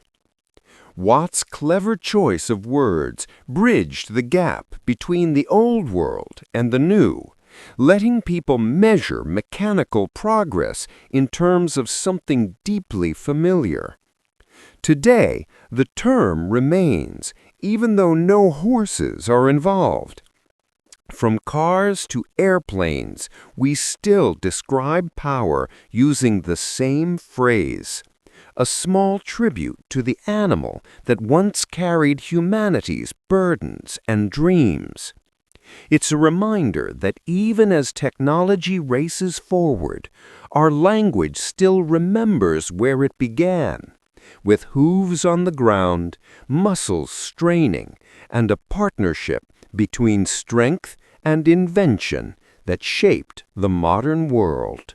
Long before horses thundered into battle, they served humankind in far gentler ways. The first people to domesticate horses, around 3500 BCE, on the Central Asian steppes, didn't ride them into war or harness them for chariots. Instead, they valued horses for milk and transport. These early relationships were built on survival and cooperation, not conquest. The Botai culture of ancient Kazakhstan left traces of this early bond. Archaeologists have found pottery with residues of fermented mare's milk, an ancient drink still known today as kumis. Rich in nutrients, it sustained nomadic people who lived in harsh environments with little agriculture. Horses also carried goods, helped move camps, and offered steady companionship in open, wind-swept lands. It wasn't until centuries later that humans discovered their potential in warfare. The steppe riders who followed learned to mount and maneuver with incredible skill, transforming the horse from a humble work companion into a symbol of speed and power. But in those early days, the relationship was peaceful, built on nourishment, trust, and mutual benefit. Horses gave mobility long before they gave military advantage. They connected distant communities, allowed people to explore vast territories, and made trade possible across regions once divided by sheer distance. It's worth remembering that humanity's partnership with horses began not with domination, but with gratitude, the sharing of milk, warmth, and endurance. Before the sound of hooves echoed across battlefields, they were simply companions on the road of survival. That early bond, founded on sustenance and shared need, still echoes in the quiet moments when a person rests a hand on a horse's neck, a gesture of the same trust that began thousands of years ago, in peace, not in war. Among the ancient Scythians, horses weren't just animals, they were living works of art. These nomadic people of the Eurasian steppe, who thrived from around 900 BCE to 200 BCE, treated their horses with an almost sacred reverence.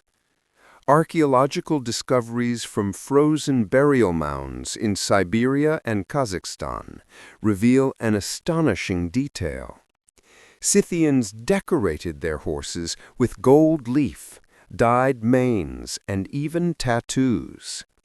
The tattoos weren't just random markings.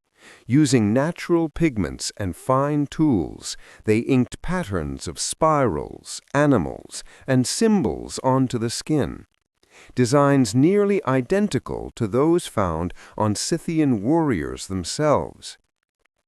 It was a statement of unity between rider and horse, one spirit shared between two bodies. Gold leaf was sometimes pressed into the designs, shimmering under the sun as the horse moved across the grasslands.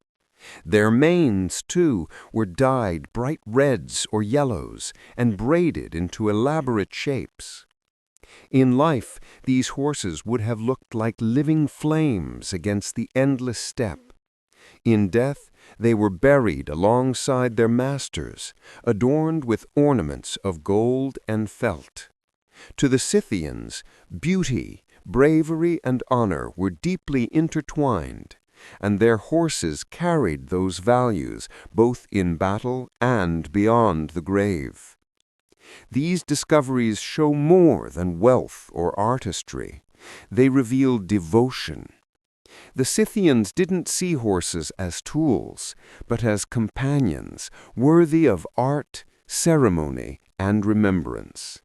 Each tattoo and golden strand told a story of respect, a belief that power could still coexist with beauty. Even in the stillness of ancient burial mounds, those horses seemed to whisper across time, carrying the glow of gold, the mark of loyalty, and the soul of a people who saw grace in every stride. Nights on the Mongolian steppe can be brutal. Even in summer, temperatures drop sharply after sunset, and in winter, the wind cuts like glass across the plains. For the nomadic Mongols who once ruled these vast lands, warmth was a matter of survival, and often their greatest source of heat came from their horses, After long days of travel or battle, Mongol riders would rest by lying down between two of their horses, using their bodies as living walls against the cold. The animal's steady breathing and body heat created a pocket of warmth in the freezing night air. It wasn't luxury, it was necessity, born from the unbreakable bond between human and horse.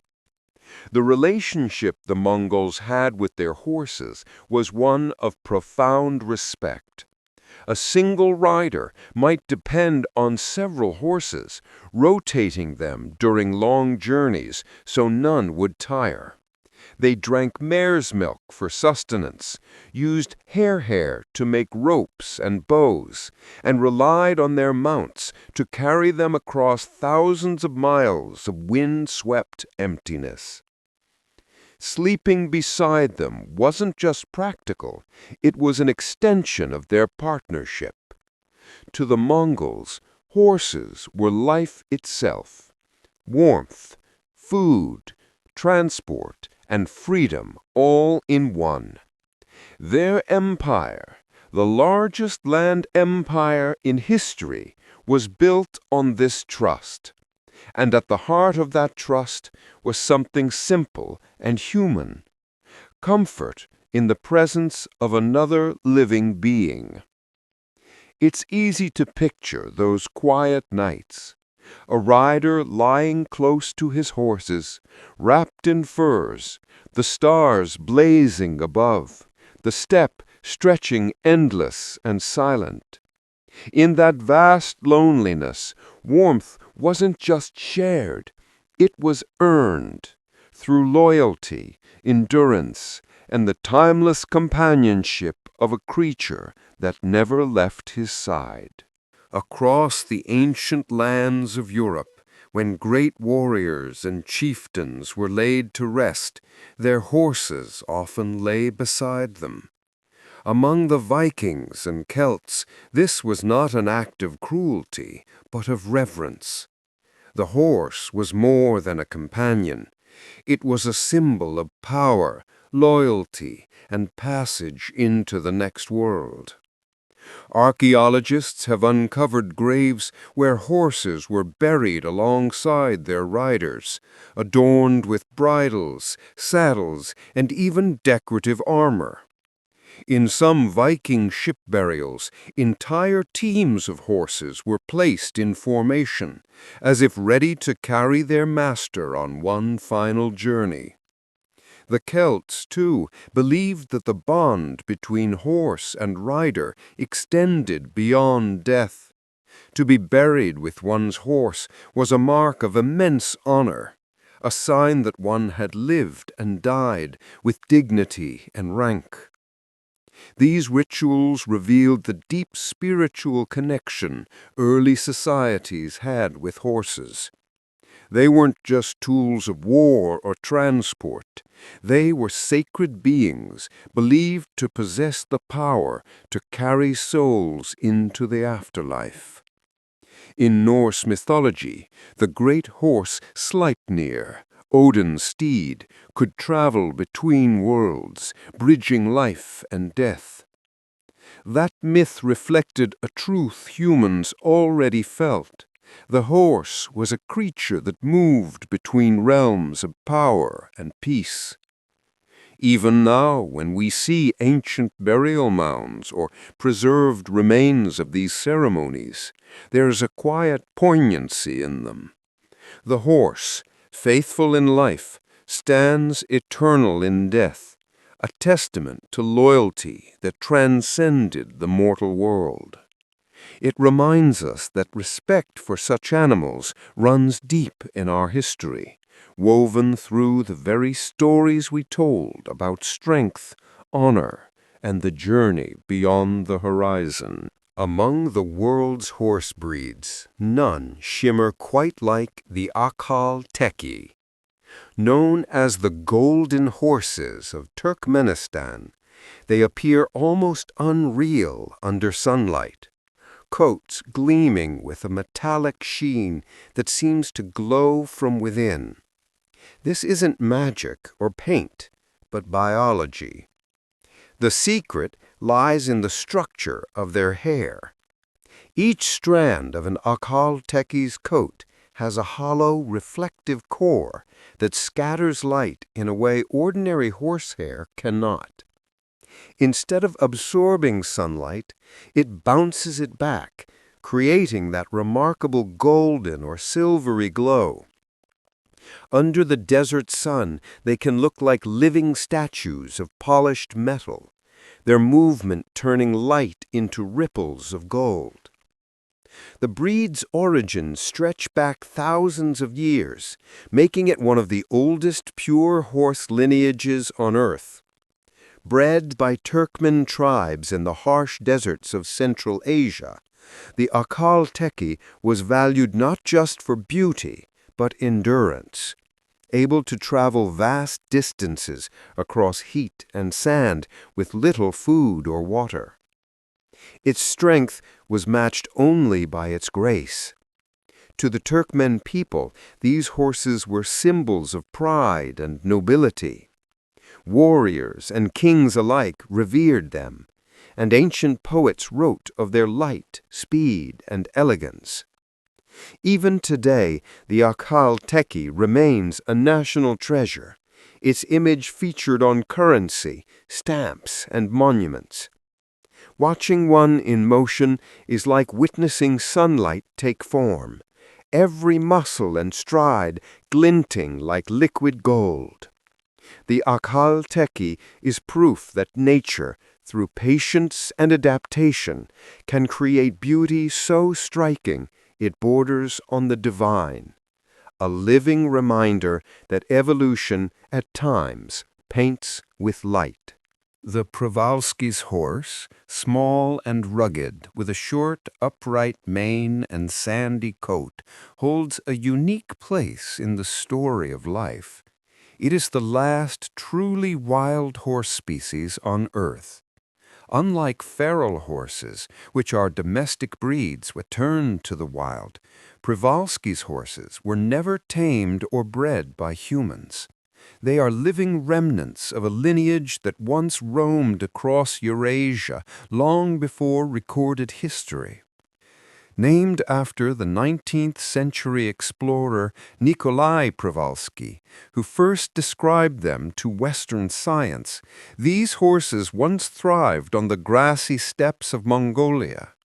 But by the mid-20th century, they vanished from the wild, driven to near extinction by hunting, habitat loss, and harsh winters. For a time, the species survived only in captivity, a handful of individuals preserved in zoos and breeding programs.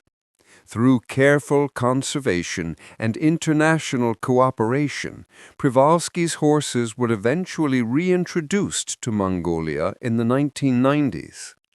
Against all odds, they adapted once again to open plains and cold winds. Today, small but growing herds grazed freely in protected reserves like Hustein National Park, symbols of one of conservation's greatest success stories. They look ancient, shorter and stockier than domestic horses, with a thick neck and dark stripe along the back, almost like echoes of prehistory walking the modern world. Watching them move across the steppe feels like seeing a page of evolution come alive. Their survival is more than a biological victory. It's a story of endurance, of a wild spirit refusing to fade. In their eyes, untamed and alert, we see a reminder of what wilderness truly means, life that exists not because of us, but in spite of us, carrying the memory of freedom through time. Among all horse breeds, few wear nature's artistry as proudly as the fjord horse of Norway. Its most striking feature is its two-toned mane, a dark stripe running down the center, framed by pale, almost white sides. The pattern isn't painted or dyed.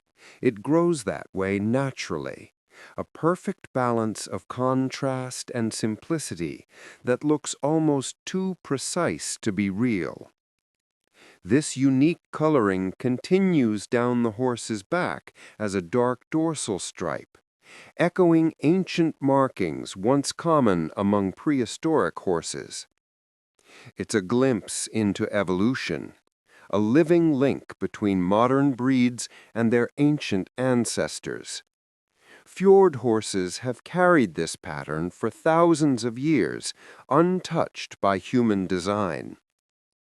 Traditionally, Norwegian owners trim the mane into a neat, upright crescent shape that follows the curve of the neck. This not only highlights the two-tone pattern, but also pays homage to centuries of cultural heritage. In sunlight, the pale edges gleam against the darker middle like frost on a mountain ridge, a symbol of the northern landscapes they've long called home. Beyond their beauty, fjord horses are known for their strength, gentleness, and endurance. They've pulled plows, carried riders through forests, and served as faithful partners to farmers and soldiers alike. Yet despite their hardiness, there's something almost serene about them. Calm eyes, soft faces, and that signature mane swaying like a banner of quiet pride. Every strand of that mane tells a story of history, geography, and harmony between nature and tradition. The fjord horse doesn't need embellishment. It carries its heritage on its neck, a reminder that sometimes the most beautiful designs are the ones nature creates on her own. The Clydesdale is a horse that seems to combine raw power with elegance. Originating in the Clyde Valley of Scotland in the 18th century, this breed was created for a very practical purpose: to haul heavy loads from farm produce to industrial goods, and later the massive wagons used by breweries to deliver beer across cobblestone streets. Farmers in Lanarkshire began crossing local Scottish mares with larger Flemish stallions, hoping to produce animals strong enough to pull enormous weight, yet gentle enough to handle in tight city spaces. The result was the Clydesdale, a towering, broad-shouldered horse with feathered legs, proud posture, and a calm temperament. They became the muscle behind Scotland's growing industries, moving barrels, lumber, and grain long before the age of engines. Their most famous association came later with the brewery industry, especially when breweries began using Clydesdales to pull elaborately decorated beer wagons through towns. These horses weren't just workers. They became a symbol of pride, representing reliability, craftsmanship, and tradition. Even today, teams of Clydesdales parade at festivals and events, their harnesses gleaming, their steps synchronized like clockwork. Despite their enormous strength, Clydesdales are known for gentleness, intelligent, calm, and cooperative, able to respond to the softest voice. Standing beside one, you feel both awe and peace, the rare combination of power guided by patience. In a world that often celebrates speed, the Clydesdale reminds us of the beauty in steady strength, the kind that moves not in haste, but in harmony. Each slow, confident step carries a legacy of labor, loyalty, and quiet pride, a living echo of Scotland's industrious heart. The Mustang, that rugged symbol of the American West, is not a wild species born of the plains, but rather a descendant of Spanish colonial horses that returned to freedom centuries ago. When Spanish explorers arrived in the Americas in the 1500s, they brought with them strong, agile horses descended from North African and Iberian stock. Some escaped, others were released, and in time they formed self-sustaining herds across the vast open lands. These horses adapted swiftly to their new home. Over generations, they learned to survive harsh winters, arid deserts, and predators, shaping the wild, independent spirit that defines them today. They grew leaner and tougher, their hooves hardening from miles of travel, their instincts sharpening from a life without walls. Technically, Mustangs are feral, not wild, meaning their ancestors were once domesticated. Yet in every sense that matters, they live as wild beings, untamed, self-reliant, and bound to no one.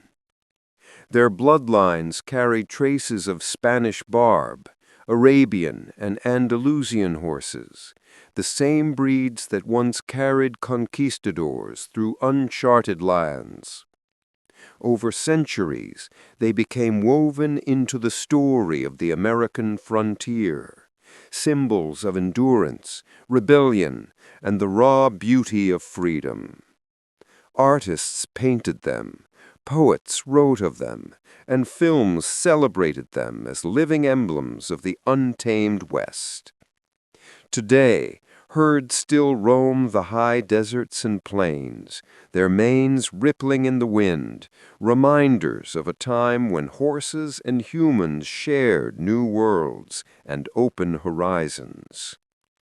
The Mustang story is one of survival and transformation, proof that even after centuries of change, the call of freedom can still echo through generations, carried in every heartbeat and hoofbeat beneath an endless sky. Among the deserts of Rajasthan, India, roams one of the world's most graceful and distinctive horses, the Marwari. Its most striking feature is its pair of inward curving ears, which arch delicately until their tips nearly touch. The shape isn't just beautiful, it's a signature of the breed, a mark of pride and heritage. When the Marwari lifts its head, those curled ears form a perfect arch, elegant, alert, and unmistakably royal. The breed traces its lineage back hundreds of years to the warrior clans of northwest India. Rajput nobles and cavalry riders prized Marwaris for their courage, loyalty, and ability to navigate the harsh Thar desert. They were said to be brave enough to charge into battle and loyal enough to return home even without a rider, guided purely by memory and bond. Their unique ears served more than aesthetic purpose. Some historians believe the shape helped funnel distant sounds in the open desert, while others see it as purely ornamental, nature's way of marking a horse as noble. Either way, the Marwari's silhouette became an icon of Indian identity, appearing in art, folklore, and royal processions. For a time, the breed nearly vanished under colonial rule, when native horses were dismissed in favor of foreign imports.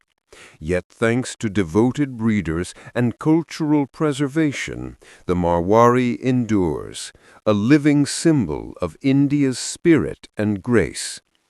To see one in motion is to watch a piece of history breathe, golden coat glinting in sunlight, ears curved like crescents, stride confident as the land it came from.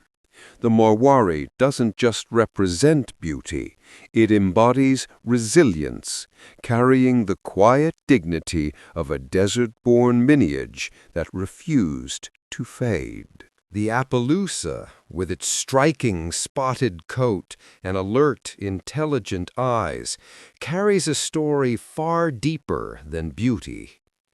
This breed was developed by the Nez Perce people of the Pacific Northwest, who were among the first in North America to practice selective horse breeding. They prized horses that were strong, enduring, and loyal.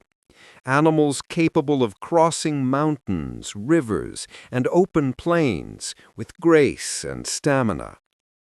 The Nez Perce didn't just choose horses for speed or color. They bred for heart. Their Appaloosas were carefully selected for calm temperaments and remarkable endurance. The breed's distinctive patterns, speckled hips, blanket spots, leopard markings, became both a mark of identity and pride. The name Appaloosa itself is thought to come from the Palouse River region where the tribe lived. To the Nez Perce, horses were more than tools of travel. They were family, woven into daily life and spiritual belief. These spotted horses became symbols of strength and connection, companions in hunting, trade, and warfare. Their partnership helped the Nez Perce build one of the most respected horse cultures in the Americas. Tragically, during the Nez Perce War of 1877, much of their horse herd was destroyed or scattered. But the spirit of the Appaloosa endured. In the 20th century, dedicated breeders worked to restore and protect the lineage, ensuring the world would never forget the artistry and wisdom of the people who created it. Today, every Appaloosa stands as a living tribute to the Nez Perce's vision, their harmony with nature, and their belief that beauty and endurance can share the same stride. Each spotted coat carries a story written not in words, but in pattern, patience, and pride. Tiny yet perfectly proportioned, the Falabella horse looks like a storybook creation, a full-size horse gracefully compressed into just a few feet of height. Standing at under 33 inches tall, it's one of the smallest horse breeds on Earth. But despite its size, the Falabella isn't a pony. It's a true horse, complete in form and spirit, only miniaturized through generations of careful breeding. The breed originated in Argentina in the 19th century on the vast grasslands where the Falabella family began experimenting with selective breeding. They crossed small horses brought by Spanish settlers with native stock, carefully refining each generation until they achieved the perfect balance of size, proportion, and strength. The result was astonishing. A horse that retained the grace, temperament, and intelligence of its larger cousins, but could stand no higher than a child's chest. Falabellas may be small, but they are far from fragile. Their sturdy legs, calm disposition, and affectionate nature make them favorites in exhibitions and therapy programs around the world.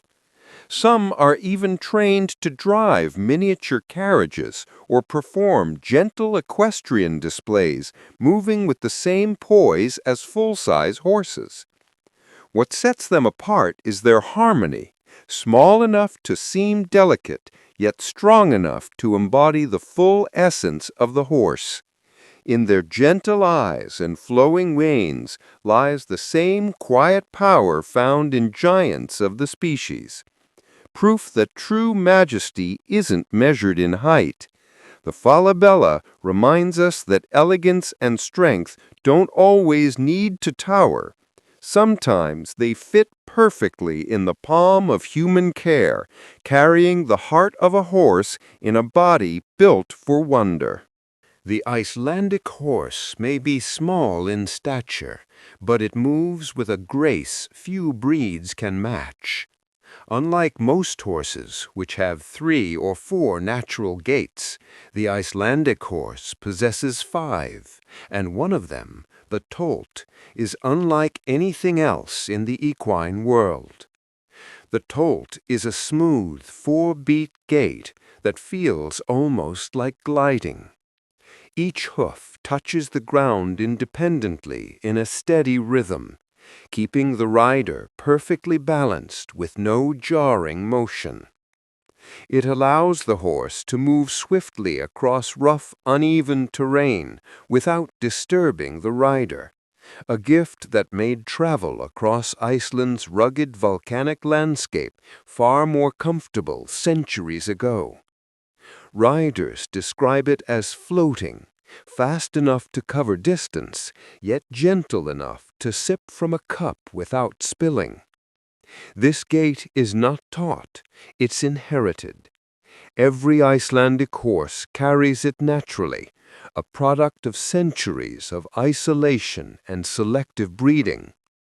Since the time of the Vikings, Iceland has forbidden the import of other horse breeds, preserving the Icelandic line in pure form for over 1,000 years. The result is an animal that is strong, intelligent, and deeply adapted to its environment. Watching an Icelandic horse perform the tolt is mesmerizing. Head high, mane flowing, hooves tapping like musical notes across the earth. It's not just movement, it's rhythm, balance, and history are expressed in motion. These horses remind us that power doesn't always mean force. Sometimes it lies in smoothness, in harmony with the ground beneath you, in the quiet perfection of a gait designed by nature and refined by time. Every modern thoroughbred, from the fastest racehorse to the humblest sprinter, can trace its lineage back to just 3 stallions imported to England from the Middle East more than 300 years ago. Known as the Darley Arabian, the Godolphin Arabian, and the Byerly Turk, these stallions became the foundation sires of the entire breed that would redefine the meaning of speed. In the late 17th and early 18th centuries, English breeders sought to create the ultimate racing horse, one combining stamina, agility, and explosive power. They imported these sleek, desert-bred stallions and crossed them with strong English mares. The result was extraordinary. A new type of horse that was light, fast, and tireless, capable of galloping at incredible speed over long distances. Each of the 3 stallions contributed something different. The Darley Arabian gave refinement and endurance. The Godolphin Arabian added strength and spirit. And the Byerly Turk passed down courage and intelligence. Their bloodlines intertwined, forming the foundation of a breed that would dominate the racing world for centuries. Even today, every registered thoroughbred can trace its ancestry to one of these stallions, recorded meticulously in stud books. It's one of the most carefully preserved genetic lineages in animal history. Thoroughbreds are living testaments to human vision and patience, proof of what can be achieved when nature's grace meets human precision. Every pounding hoof on the racetrack carries echoes of those first 3 stallions, whose desert-born speed became the heartbeat of an entire sport.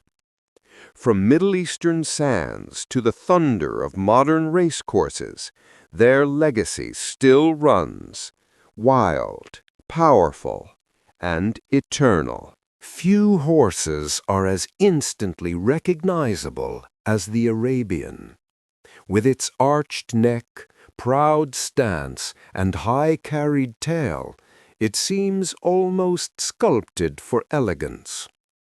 What gives this breed its distinctive silhouette is not just beauty, but biology. Arabians have 1 fewer vertebra in both their back and tail compared to most other horses.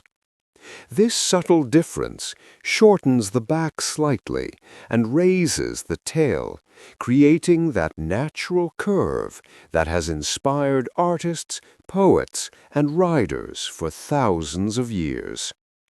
The shorter spine also makes Arabians incredibly agile and balanced, helping them move smoothly across rough desert terrain. Every stride looks effortless, as if their bodies were built for both grace and endurance. The breed's origins stretch deep into history among the nomadic Bedouin tribes of the Arabian Peninsula. In the harsh desert, survival depended on strength and efficiency. Over generations, these horses evolved compact frames, large lungs for long-distance travel, and resilient hooves suited to sand and stone. The arched posture wasn't bred for beauty. It was the natural outcome of perfection through adaptation. Today, that unique physique remains a signature.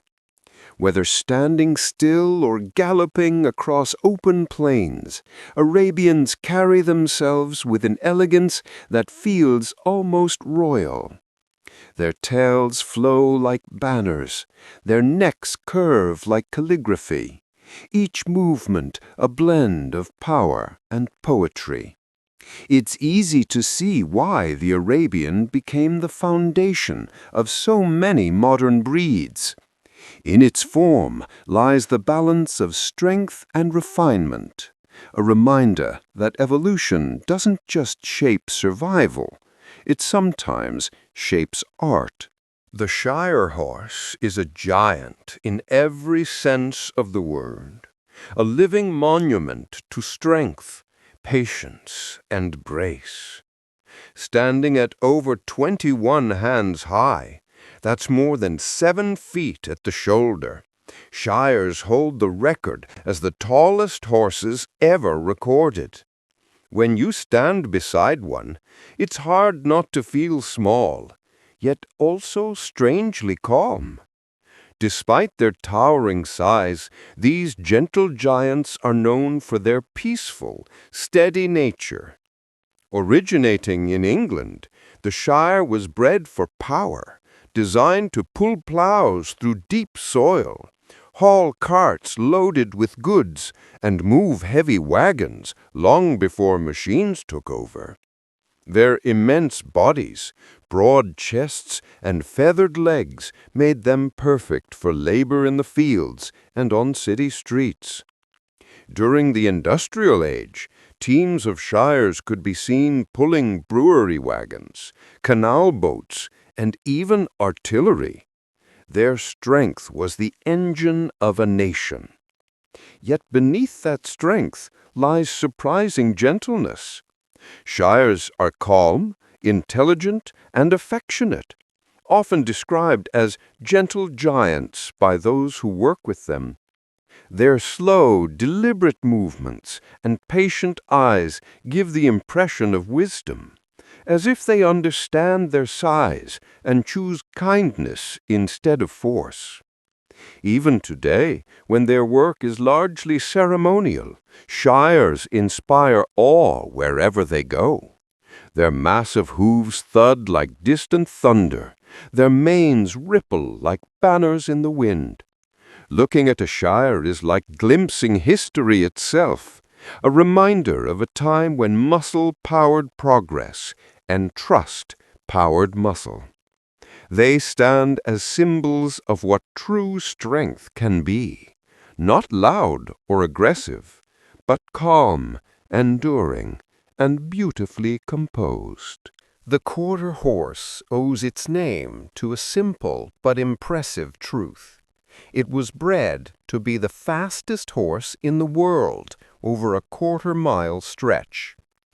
In early colonial America, where settlers often raced horses on short, straight tracks through open fields or along town roads, the quarter horse reigned supreme. Its bursts of speed could outpace any other breed over that short distance, and its name became a permanent tribute to its unmatched sprinting power. The breed's origins trace back to the 1600s, when English settlers crossed imported thoroughbreds with hardy native horses of Spanish descent. The result was a compact, muscular, and lightning-quick animal, one that combined strength, agility, and intelligence. While the thoroughbred excelled at long races, the quarter horse dominated the short dash, accelerating with incredible force from the first stride. That explosive speed, paired with calm temperament and sure-footedness, made the quarter horse indispensable in the developing American West. Ranchers found them ideal for herding cattle, cutting, and roping, tasks that demanded quick reflexes and tight turns. Over time, the breed became a cornerstone of cowboy culture, celebrated for its loyalty and work ethic as much as its speed. Today, the quarter horse remains one of the most popular breeds in the world. Whether in rodeos, farms, or family ranches, it represents the perfect balance of muscle and mind, powerful enough to sprint like the wind, yet steady enough to rest its head on your shoulder. That mix of strength, heart, and dependability explains why, centuries later, its name still fits perfectly. In just a quarter mile, the quarter horse reminds us that greatness isn't always about distance. Sometimes it's about how fast and true you can move in the moment that counts. The Frisian horse, with its jet-black coat, flowing mane, and elegant movement, looks like it galloped straight out of legend. Yet this symbol of strength and beauty from the Netherlands came dangerously close to disappearing, not once, but twice in history. The breed dates back over 1,000 years, when Frisians carried knights into battle across Europe. Their combination of power and grace made them prized war horses, strong enough for armor, agile enough for speed. But as heavy cavalry faded and machines replaced horses in labor, their numbers began to fall. By the late 19th century, industrialization and careless crossbreeding had nearly erased the pure Frisian line. Only a handful remained in the Dutch province of Friesland. Dedicated farmers, aware of what they were about to lose, banded together to protect their heritage. They founded a stud book in 1879 and began careful breeding to preserve the true Frisian type, tall, black, noble, and versatile. For a time, it worked, but the 20th century brought another crisis. During both world wars, breeding stock dwindled again, and mechanization once more threatened to make the horse obsolete. By the 1960s, only a few pure Friesians were left. Yet once again, a small group of devoted breeders refused to let them vanish. Through passion, precision, and love for the breed, they restored the population, one foal at a time.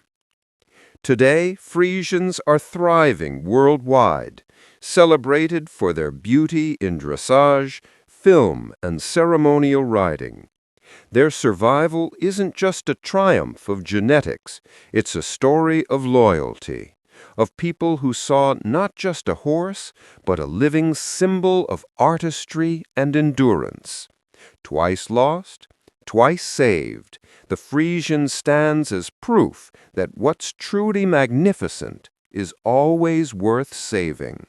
In the rolling fields of Perche, a region of northern France, a breed was born that seemed to unite two worlds, the Percheron, a horse as powerful as it was refined. Originally bred for war, these horses carried armored knights into medieval battles, their muscular frames built to bear the weight of steel and courage. Yet when the age of warfare shifted, the Percheron found a new purpose. In peace, it became the quiet force behind plows, carriages, and harvests. The dual nature of the breed is what makes it remarkable. Beneath its strength lies elegance, arched necks, smooth movement, and calm, intelligent eyes. Unlike some heavy draft breeds, Percherons are known for their lively spirit and willing hearts. They can pull immense weight, yet remain gentle under a child's hand. That balance made them the pride of French horse breeding, admired not only for muscle, but for manner. As centuries passed, the Percheron traveled far beyond France. They powered industry in America, hauled carriages in Paris, and became farm companions from Europe to Japan. Even today, they remain among the most versatile draft horses, a living link between the battlefield and the countryside. Watching a Percheron move is like witnessing harmony in motion, strength without aggression, grace without fragility. They remind us that true power doesn't roar, it moves with quiet confidence. From the clang of armor to the creak of wooden carts, Percherons have carried humanity through both war and peace. Their legacy is more than muscle. It's the enduring beauty of balance, where strength and elegance walk side by side through history. High in the Austrian Alps, where winding paths cut through cliffs and stone, a powerful horse once shaped the rhythm of mountain life, the Noriker. Named after Noricum, an ancient Roman province famed for its minerals and marble, this breed earned its title through work as solid as the rock it carried. For centuries, Norikers hauled marble blocks from alpine quarries, descending treacherous slopes with strength and precision that no machine of the time could match. The Noriker was built for this life. Broad-chested, sure-footed, and patient, it possessed a calm intelligence suited to the perilous routes of stone transport. Each journey demanded balance. One misstep could send horse and cargo tumbling down a mountain. Yet the Noriker became so dependable that it was trusted with loads weighing several tons, often guided by a single handler who knew its rhythm by heart. Beyond their strength, Norikers carried beauty, thick manes, sturdy legs, and coats in striking colors, from deep bay to the dappled patterns known as leopard spotting. Their appearance seemed to echo the very stones they moved, blending into the hues of mountain mist and marble veins. As industrialization spread, their work shifted from quarries to farms and forestry, but their legacy endured. The Norrocker remains a symbol of the alpine spirit, steady, loyal, and resilient. To imagine one standing on a misty slope, breath steaming in the cold air, harness glinting with frost, is to glimpse a chapter of history where human progress depended on patience, trust, and the steady strength of a mountain horse.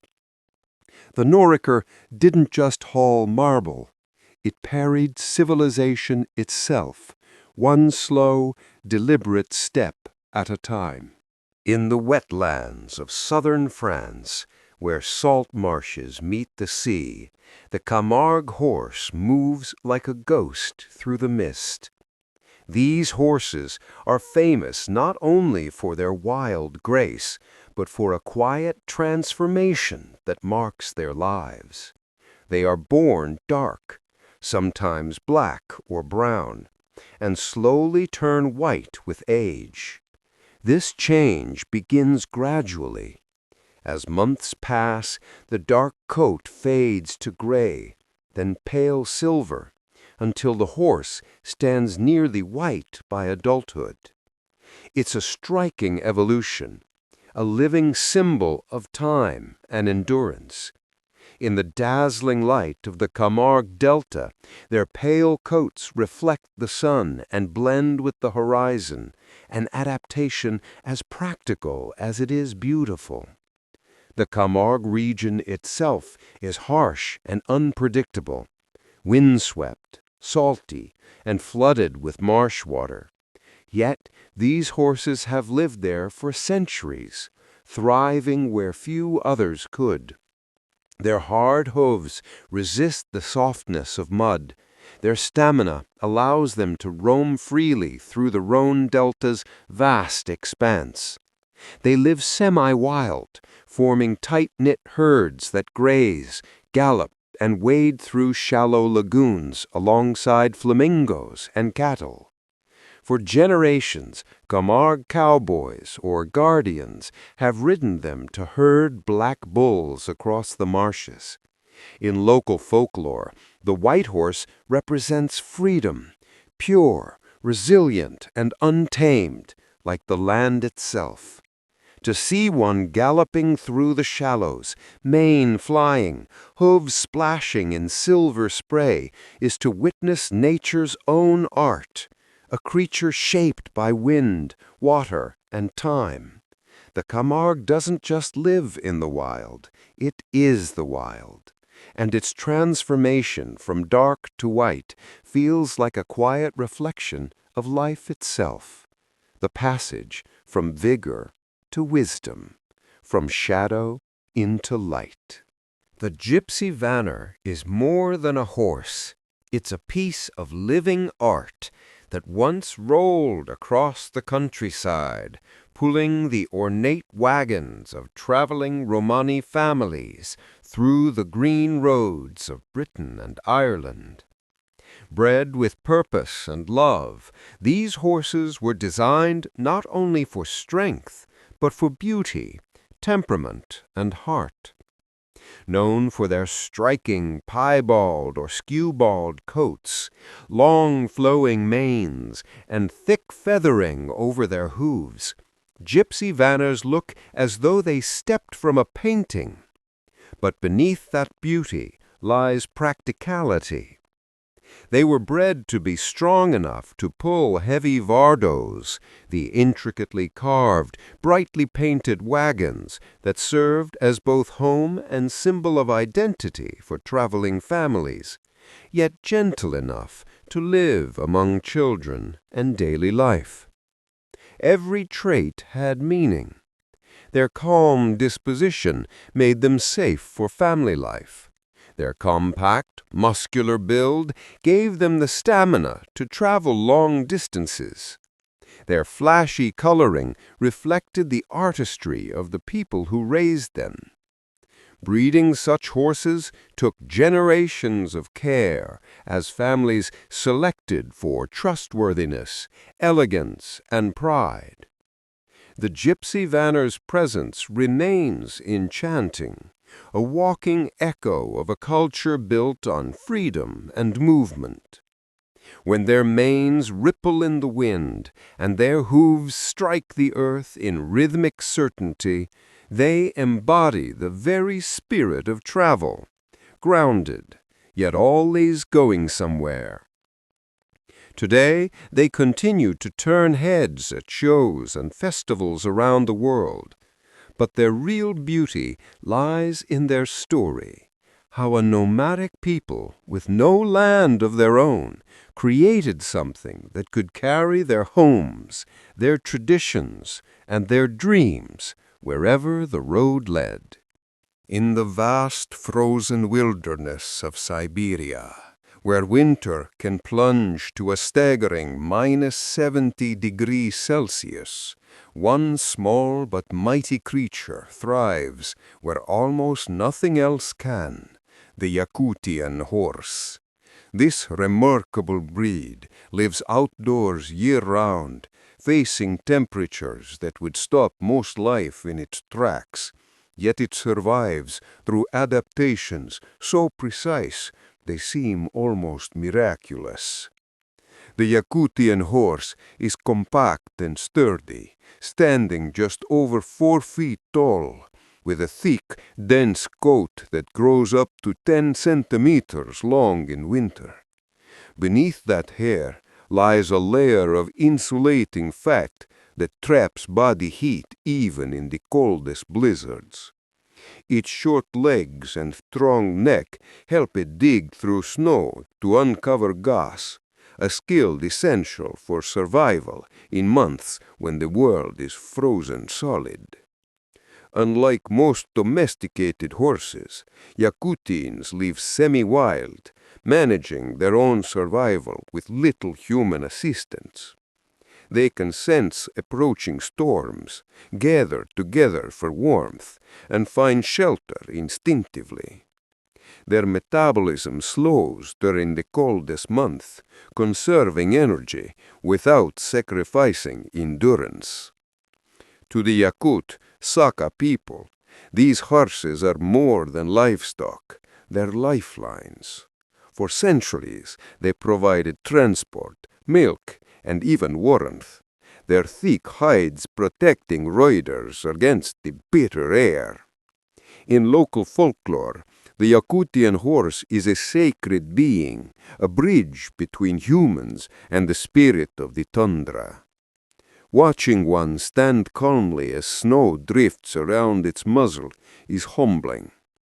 In that stillness lies a quiet kind of strength, not defiance, but adaptation. The Yakutian horse reminds us that survival isn't just about endurance. It's about learning to live in rhythm with even the harshest corners of the earth. Hidden among the rugged hills of southeastern Oregon, a rare herd of wild horses carries a legacy that stretches back to the Spanish conquistadors. These are the Kiger Mustangs, living descendants of the Iberian horses brought to the Americas in the 1500s. While most colonial breeds blended into broader Mustang populations over time, the Kigers retained an unusually pure link to its Spanish ancestry, preserved almost by accident in the isolation of the desert. Genetic testing has confirmed what local ranchers long suspected. The Kiger's DNA closely matches that of the early Andalusian and Barb horses once ridden across Mexico and the American Southwest. Their compact build, arched necks, and dun coats often marked by zebra-like stripes on their legs, are all echoes of those ancient Spanish bloodlines. For centuries, these horses roamed freely through Oregon's remote canyons, untouched by crossbreeding or capture. When the herd was formally identified in 1977 during a Bureau of Land Management roundup, experts were astonished. The Kaigers weren't just another group of wild horses. They were a genetic time capsule, preserving a piece of equine history thought long lost. Since then, careful management has protected their lineage, maintaining herds in both the wild and controlled reserves. They remain symbols of independence, strong, intelligent, and perfectly adapted to their environment. There's a quiet magic in watching a Kiger Mustang move across the high desert, its stride light yet powerful, its mane whipped by the wind. It carries more than strength, it carries memory. In every heartbeat of a Kiger, the spirit of the Spanish horse still runs, untamed, enduring, and unbroken across 5 centuries of change.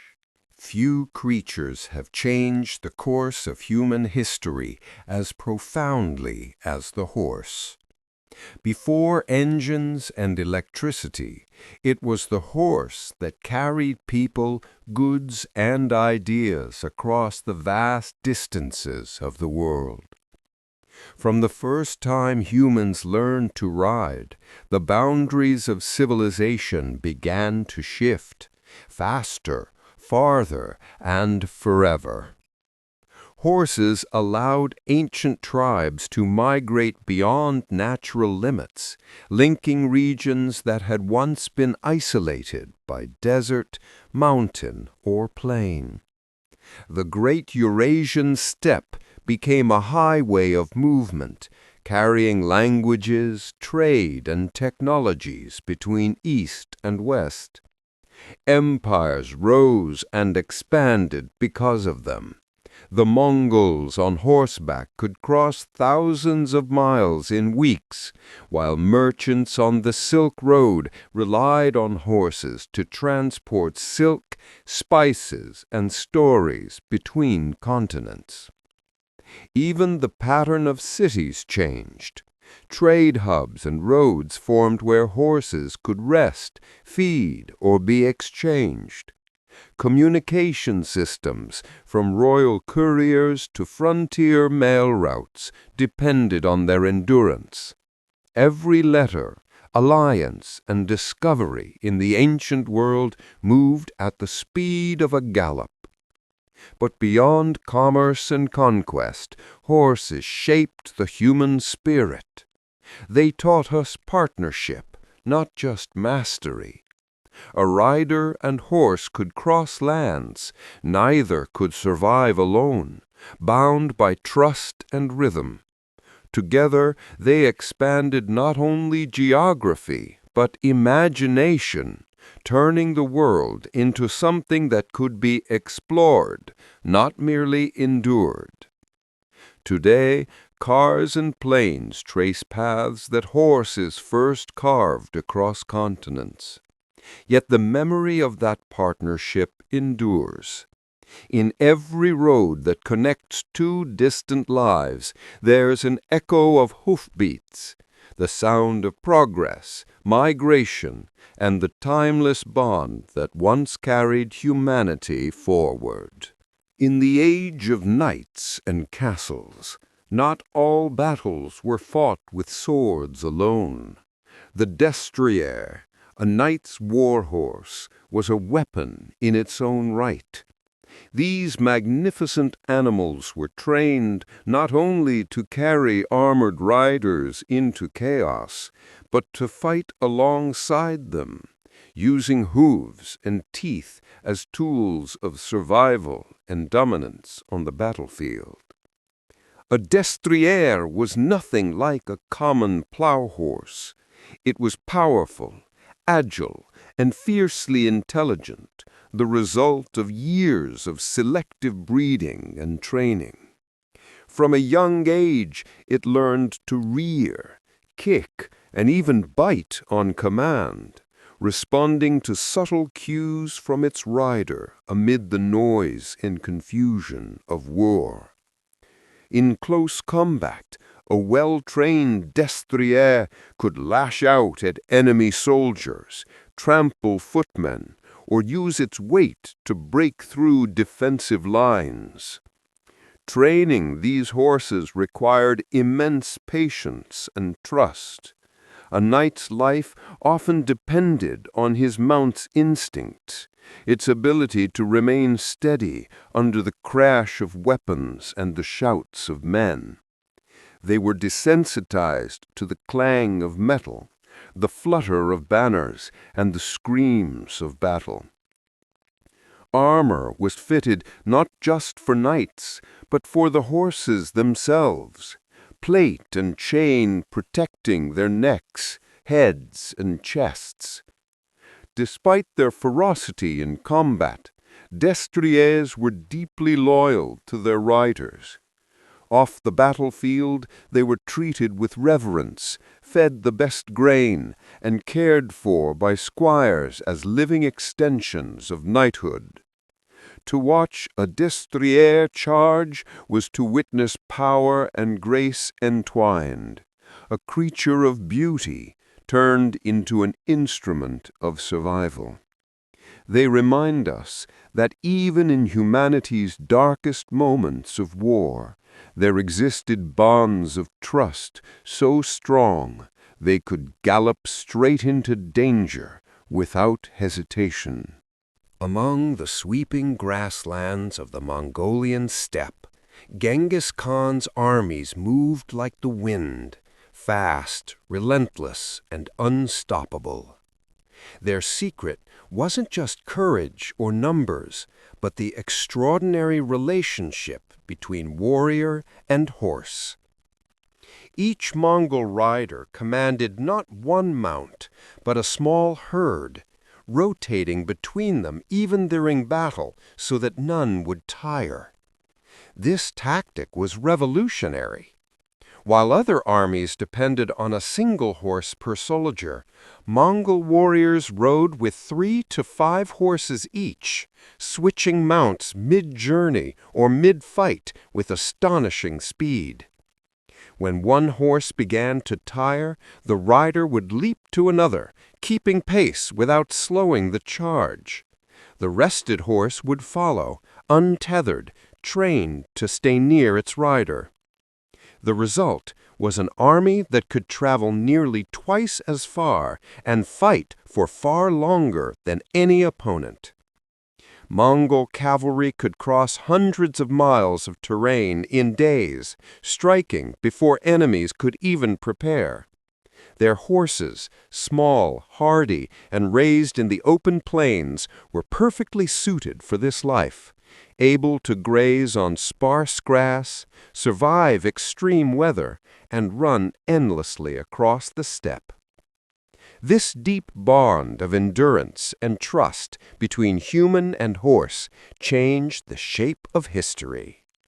Genghis Khan's empire became the largest land empire the world has ever known, built not on brute force, but on mobility, coordination, and the rhythm of galloping hooves. To imagine those riders is to picture a tide of motion, men and horses moving as one, their silhouettes blending with the horizon. It was more than strategy. It was symbiosis. Together, they turned the open plain into a battlefield no one else could command, proving that true power often lies in perfect partnership. In the roaring arenas of ancient Rome, before gladiators drew their swords, another kind of hero captivated the crowds, the chariot horse. These animals were more than beasts of burden. They were athletes, companions, and often celebrities, celebrated with the same admiration Romans reserved for their greatest warriors. Every racing team or faction proudly named its finest horses. Inscriptions from ancient monuments tell of horses with names like Victor, Aurum, Volucer, meaning swift, and Lucifer, meaning light-bringer. Their victories were recorded, their lineages traced, and their speed sung in poetry. Some even appeared in mosaics and epitaphs, where owners mourned them as fallen champions rather than simple animals. The bond between charioteer and horse was intense and often lifelong. Charioteers risked death at every turn of the Circus Maximus, and their survival depended entirely on their horses' instincts and trust. Many trained from youth together, developing an almost telepathic connection that could mean the difference between triumph and tragedy. When a team won, the horses were paraded before cheering crowds. Children shouted their names, patrons threw garlands. Their fame extended beyond the racetrack. Even emperors took pride in owning winning teams. And when they died, some were buried with honors, their graves marked as if they had served Rome itself. In a civilization obsessed with glory, these horses became symbols of vitality, courage, and grace. They remind us that long before the age of machines, humans already knew what it meant to admire not just victory, but the living strength and loyalty that made it possible. Across the wide plains of North America, a warrior's story was often told not through words, but through paint on a horse's body. Among many Native American tribes, horses were sacred companions, extensions of the self, and living symbols of strength. Before battle or ceremony, riders would adorn their mounts with intricate patterns made from clay, charcoal, and natural pigments, each line and symbol carrying deep meaning. These markings were not for decoration alone. Every color and shape held purpose. Handprints along the flank could mean the horse and rider had touched an enemy in combat, a sign of bravery. Lightning bolts down the legs were believed to grant speed and power. Circles around the eyes sharpened vision. Crosses on the chest offered protection from harm. Even the number of stripes or dots could tell a story of victories, losses, and prayers for safe return. The act of painting was spiritual. Warriors whispered to their horses as they worked, offering blessings, gratitude, and trust. The horse was more than transport. It was a partner, one that carried the rider's courage into danger. The paint served as both armor and prayer, blending art, faith, and history into every brushstroke. When these painted horses rode across the plains, they were breathtaking, streaks of red, white, and black flashing against the wind, man and animal moving as one spirit. Today, traditional horse painting continues in ceremonies and cultural gatherings, preserving not just the artistry, but the sacred bond it represents. Every symbol tells a story of protection, partnership, and the unspoken language between a rider's heart and the living soul that carries it forward. Among the wind-swept grasslands of Mongolia, where winters bite and summers blaze, survival has always depended on the gifts of the horse. Beyond transport and warfare, one of those gifts came in a more surprising form. Kumis, a lightly alcoholic drink made by fermenting mare's milk.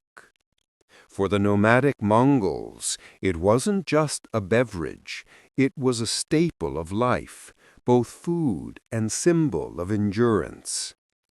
To make kumis, fresh mare's milk was poured into leather bags or wooden vats and stirred constantly with a wooden paddle until it fermented naturally. The result was a frothy, tangy liquid, slightly sour, slightly sweet, and full of energy. Rich in vitamins and probiotics, kumis sustained riders on long journeys and nourished families through the harsh seasons when fresh food was scarce.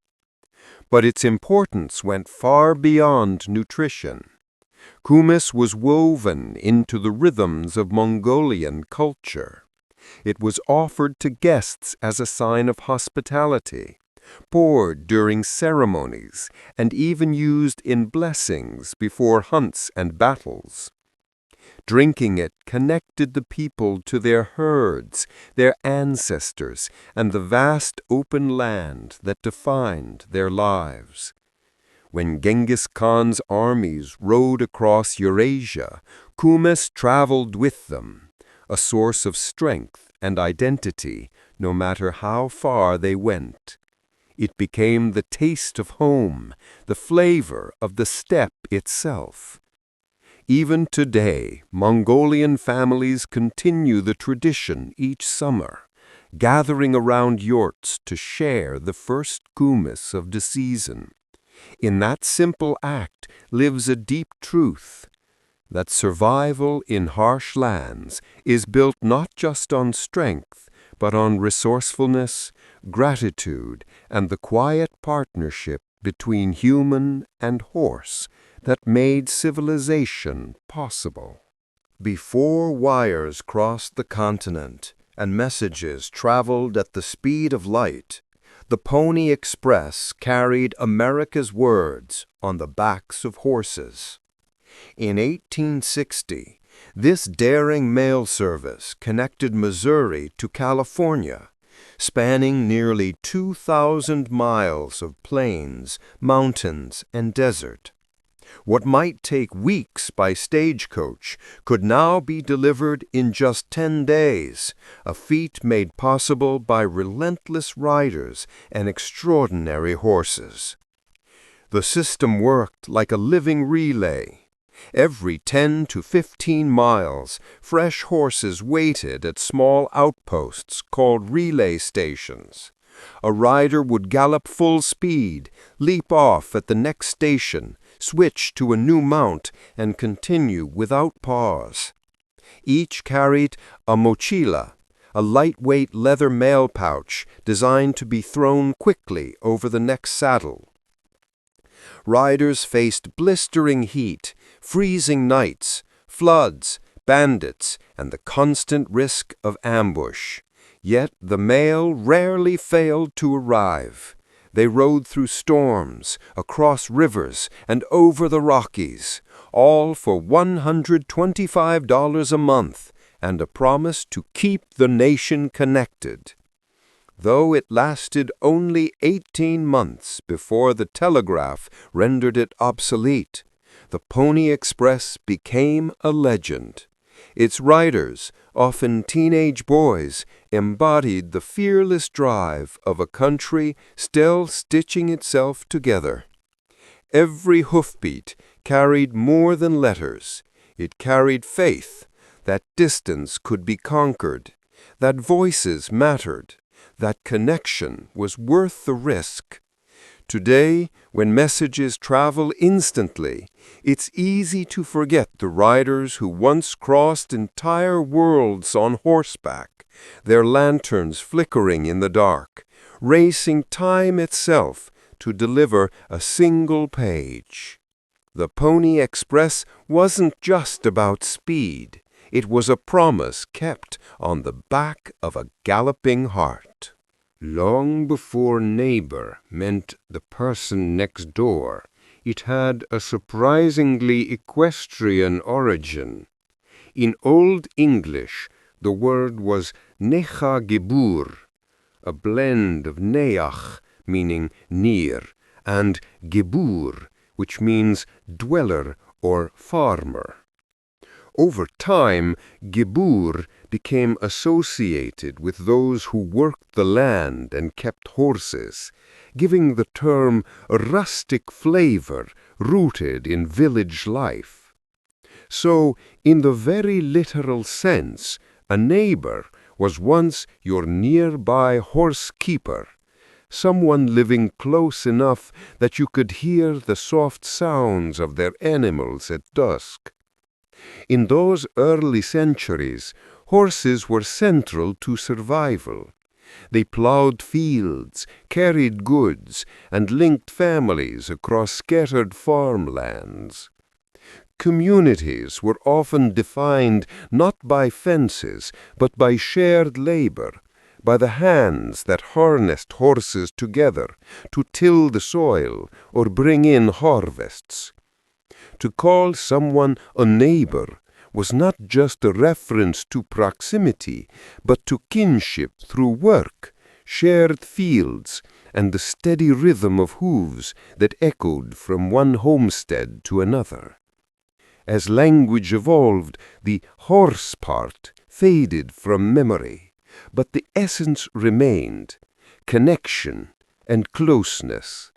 The word that once described those who lived near with horses became a word for those who live near with hearts, a reminder that our bonds, like those of early farmers, are still built on trust, cooperation, and the simple act of living side by side. It's a quiet thought that every time we greet a neighbor, we echo a world where people and horses once shaped life together, where friendship and community began not with words, but with shared footsteps in the earth.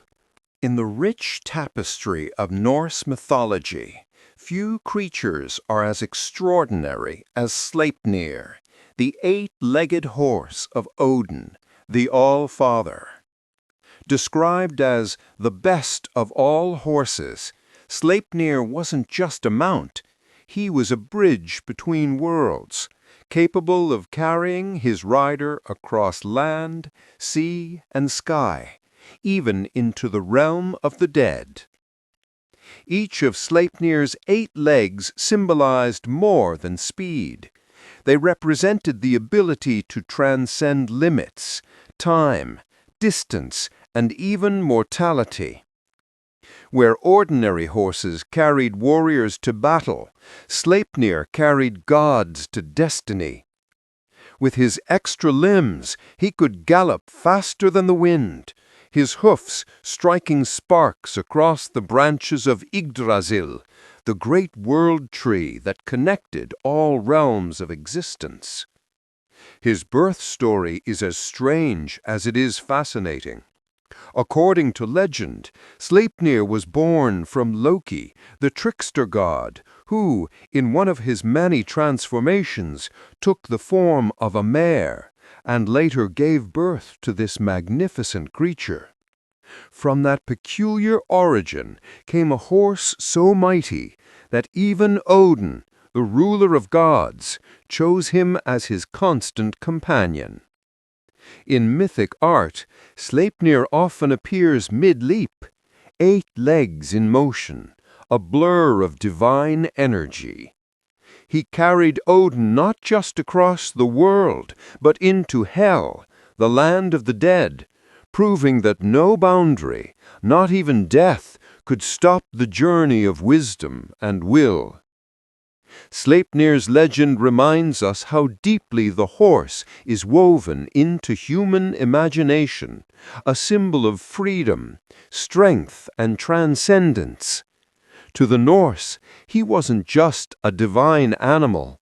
He was the embodiment of motion itself, the unending gallop between life and eternity. In the grandeur of ancient China, where heaven and earth were thought to mirror one another, few animals held greater spiritual power than the white horse. To emperors, these rare, luminous creatures were not merely animals, they were messengers of heaven, sacred beings that bridged the mortal and the divine. White symbolized purity, peace, and celestial favor. A white horse appearing in the emperor's path was seen as a heavenly sign, proof that the ruler's mandate, his right to govern, was still blessed by the skies. In ancient chronicles, the arrival of such a horse was often recorded alongside eclipses or comets as a cosmic event woven into the fate of dynasties.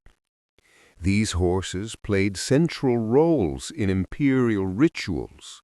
During state ceremonies or sacrifices, white horses were sometimes offered to the gods of heaven and ancestors, carrying symbolic prayers upward.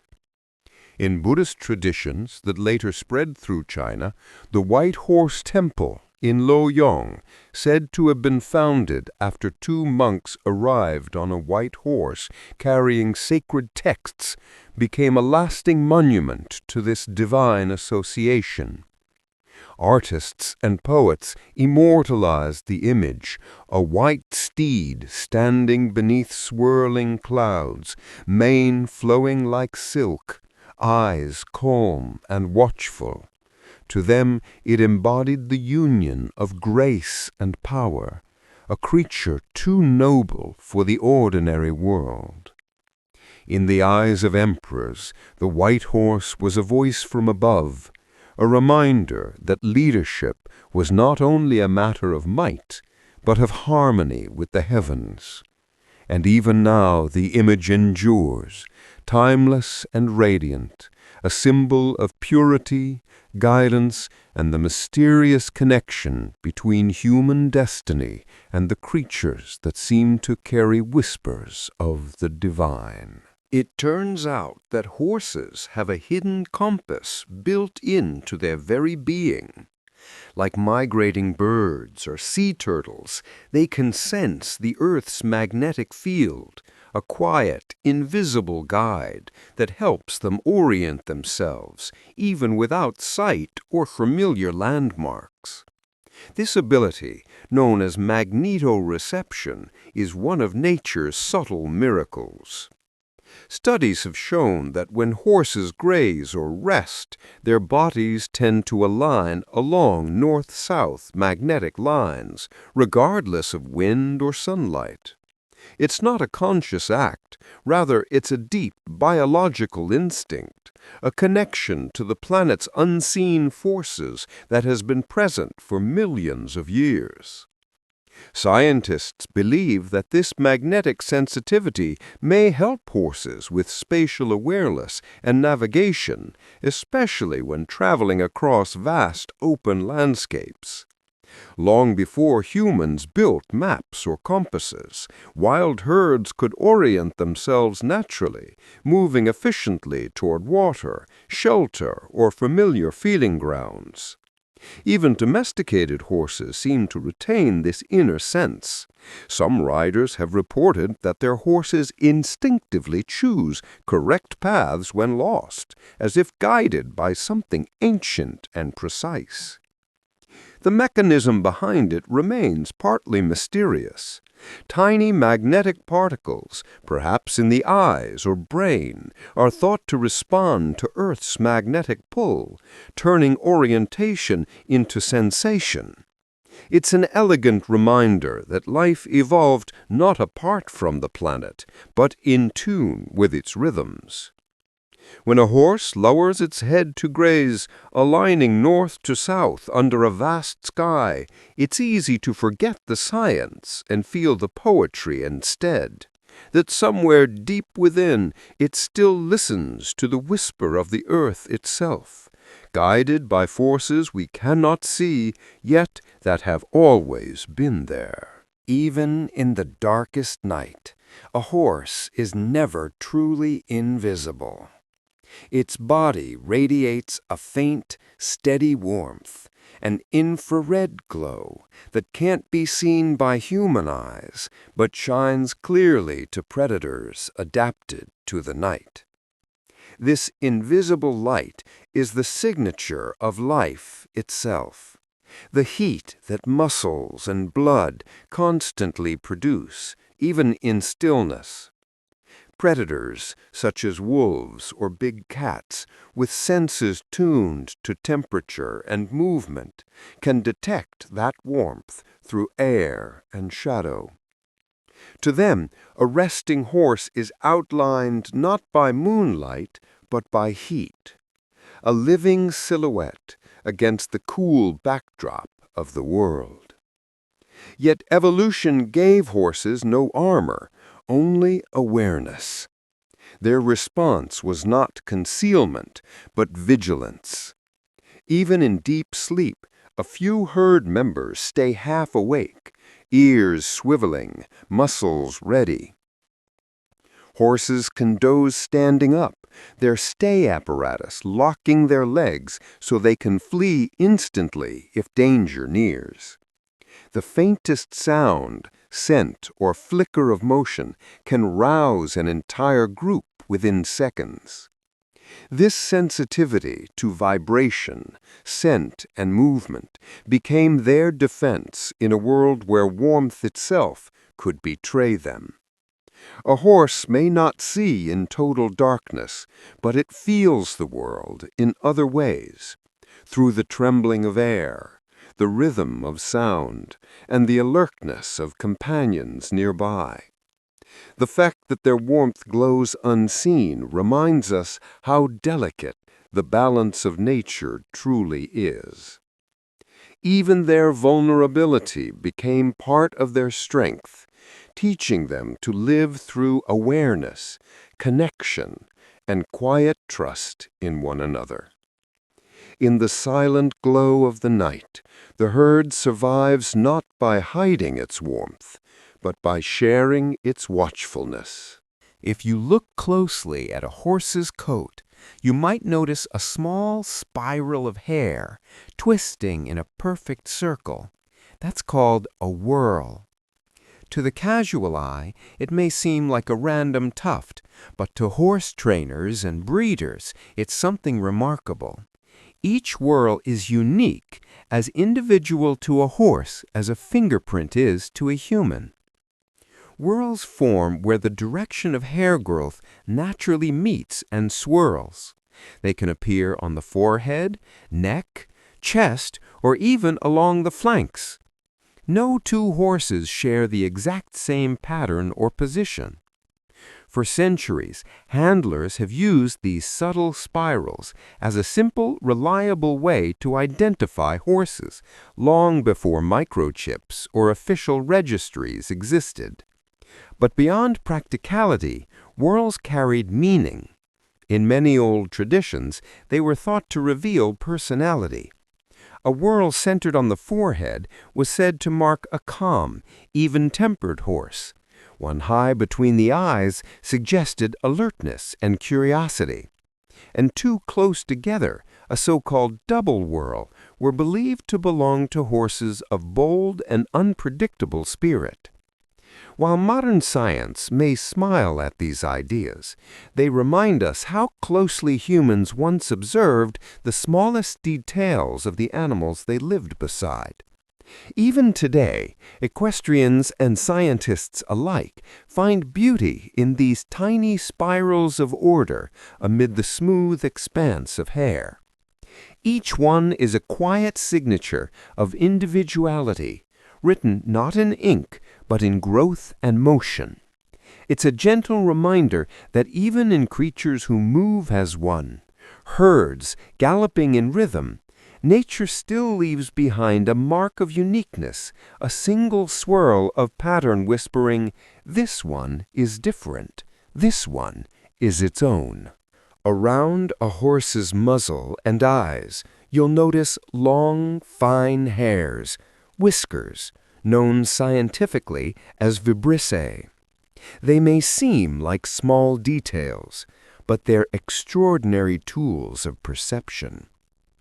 Each whisker is connected to a dense cluster of nerves that act as tactile sensors, helping horses interpret the world around them through touch and vibration.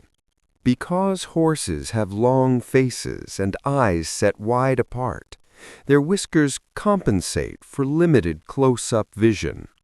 When they reach toward food, water, or a person's hand, these sensitive hairs detect the slightest change in air movement or texture, telling the horse how close something is before it touches it.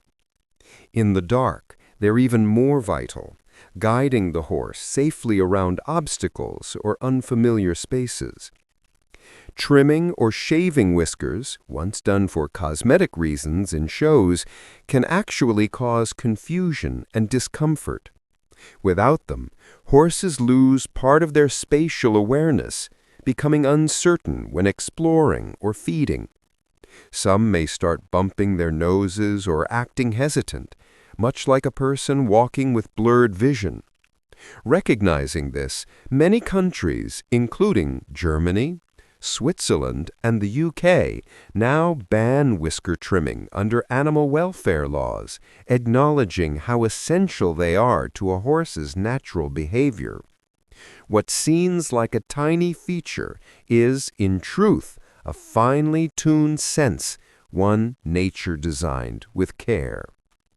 Each whisker gathers information invisible to us, helping the horse navigate, explore, and trust its surroundings.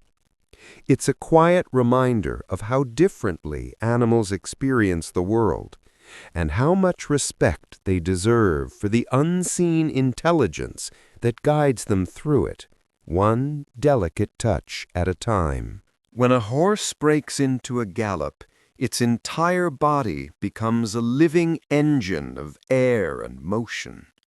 With every stride, its lungs move an astonishing 15 liters of air per second, a rhythm of power and precision that keeps pace with the thunder of its hooves. Breathing and movement become one seamless act. Each leap forward draws in a breath, and each landing pushes it out, a perfect synchrony of life and speed. Unlike humans, who can control their breathing pattern while running, horses are locked to their stride. As the body stretches during a gallop, the internal organ shifts slightly, pulling on the diaphragm and drawing air into the lungs. When the forelegs strike the ground again, the pressure reverses, air is expelled in a powerful burst. This automatic cycle allows oxygen to flow continuously, feeding the muscles that drive their motion. The efficiency is staggering. In the span of a minute, a galloping horse can inhale over 900 liters of air, its nostrils flaring wide like bellows. The sound of that breath, deep, rhythmic, and steady, is the heartbeat of the run itself. Even the structure of a horse's skull is shaped by this need for airflow. Their large nasal passages and long trachea act like natural air channels, minimizing resistance. It's a design honed by evolution, a masterpiece of endurance and grace. Watching a horse in full stride, mane streaming and chest heaving with perfect rhythm, it's impossible not to feel awe. Every breath, every beat of the lungs tells a story of life built for motion, a creature whose very breath is movement, whose freedom begins and ends with the wind inside its chest. During a single race, a thoroughbred horse can lose up to 10 liters of sweat, nearly the volume of a household bucket. Every droplet is a sign of the tremendous power and heat generated inside its body as it surges down the track at full speed. Beneath the sleek coat and elegant stride lies a biological furnace, pushing muscles, lungs, and heart to their absolute limits. Horses are among the most efficient natural athletes on Earth, but with great performance comes immense heat. Their massive muscles can reach temperatures high enough to cause damage if not cooled quickly. Sweating is their body's built-in cooling system, releasing heat through evaporation. But horse sweat is unique. It contains a special protein called latherin, which creates a soapy foam that spreads moisture evenly across the skin. That's why a galloping horse often looks lathered up, with white froth forming on its neck and flanks. It's not fatigue, it's science at work, keeping the animal alive and balanced in motion. In just one run, a racehorse can lose the equivalent of 2 to 3% of its body weight in sweat. To replenish that, trainers carefully manage hydration and electrolytes after every race, ensuring recovery matches the effort. For all the elegance we see, the shine of muscle, the rhythm of hooves, there's an invisible struggle beneath it. The body's constant fight to stay in harmony with speed. Each stride is a burst of power, each drop of sweat a quiet sacrifice to endurance. It's a reminder that even beauty in motion comes at a cost, that behind every moment of glory on the racetrack lies a heart, a breath, and the unstoppable will of a creature built to give it all, right to the finish line. Among herd animals, horses form bonds that run deeper than simple familiarity. They remember voices, footsteps, and even breathing patterns of their companions. What's most remarkable is that they can recognize those sounds years later, even after being separated by distance and time. A familiar neigh or soft whinny can stir instant recognition, like hearing the voice of an old friend across a crowd. Research has shown that when horses hear recorded calls from former companions, their ears swivel forward, their heads lift, and their heart rates subtly change. They often respond with soft, curious sounds, a greeting, not a warning. In contrast, unfamiliar voices draw a different reaction, alert, cautious, uncertain. These reactions reveal something beautiful, that horses not only remember sound, but also associate it with emotion. In the wild, such memory helps maintain social stability within herds. Horses rely heavily on vocal cues to find one another in open landscapes, to call foals back to their mothers, or to warn of predators. For domesticated horses, those instincts persist. They remember stablemates, riders, and handlers by sound, tone, and rhythm. A trusted human's voice can calm them, even when unseen. This capacity for recognition reflects their emotional intelligence, an awareness of connection that endures far beyond physical presence. They do not forget kindness, nor do they forget the voices that once meant safety and companionship. It's humbling to think that a horse, standing quietly in a distant pasture, might still lift its head one day at the faint sound of a familiar call, remembering not just who it was, but what it felt like to belong beside them. In the quiet rhythm of a horse herd, care often extends beyond bloodlines. When a foal loses sight of its mother, or she is unable to nurse, another mare may allow the young one to feed. a tender act known as allosuckling. It's a rare but deeply touching display of shared motherhood, where instinct and empathy overlap. Among wild or semi-domesticated herds, horses live within tight social groups bound by trust. Mares often raise their foals side by side, grazing together and watching over one another's young. Within this structure, a mare sometimes permits a different foal to nurse, especially if she senses distress or recognizes the orphaned youngster. Scientists believe this behavior arises not from confusion, but from altruism, a quiet form of cooperation that benefits the herd's future. Foals, curious and bold, may also seek comfort or nourishment from nearby mares when their mothers wander or rest. The nursing mare, if calm and tolerant, might stand still and allow it, reinforcing bonds of safety and familiarity within the group.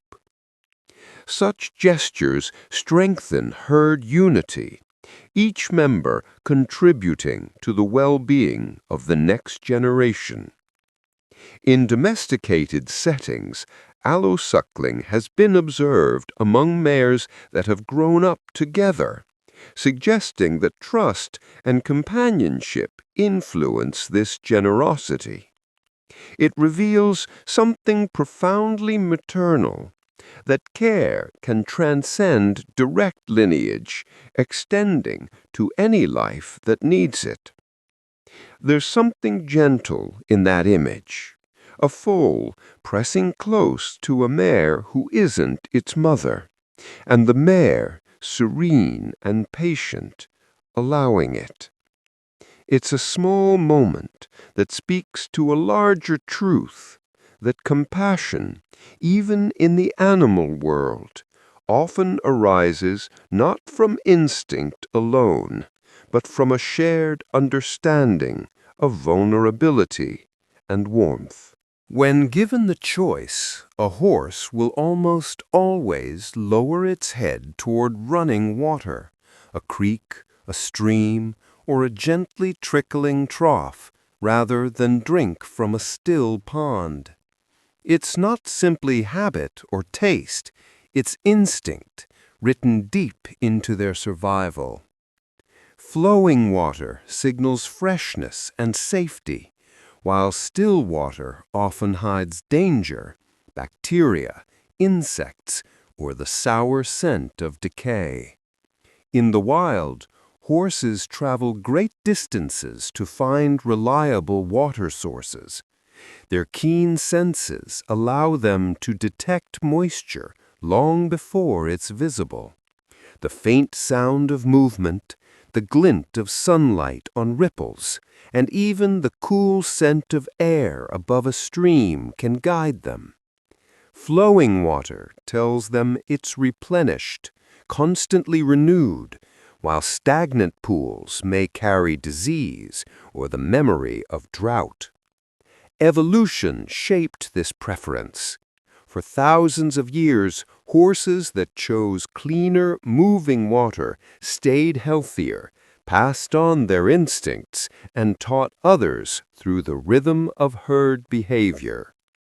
Even domesticated horses retain that ancient caution, sniffing or pawing at still water before trusting it.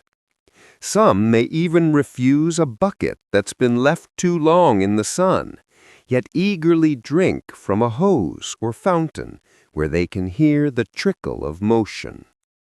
There's poetry in that preference. The horse doesn't seek luxury, only purity, a small assurance that what it drinks is alive, not stagnant. Watching one lean down beside a flowing stream, mane reflected in the ripples, it's easy to see that instinct at work, a quiet wisdom passed down through centuries, choosing life in movement over water at rest. In a horse herd, care is a shared responsibility.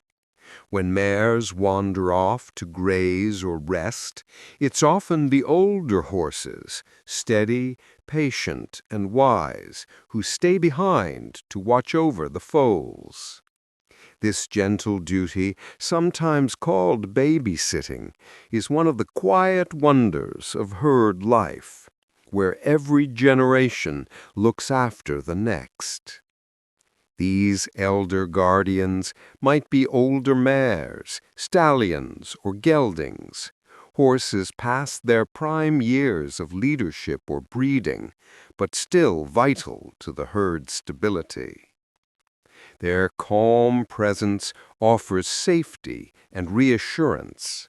They stand close while the foals play, graze, or nap, keeping alert for signs of danger.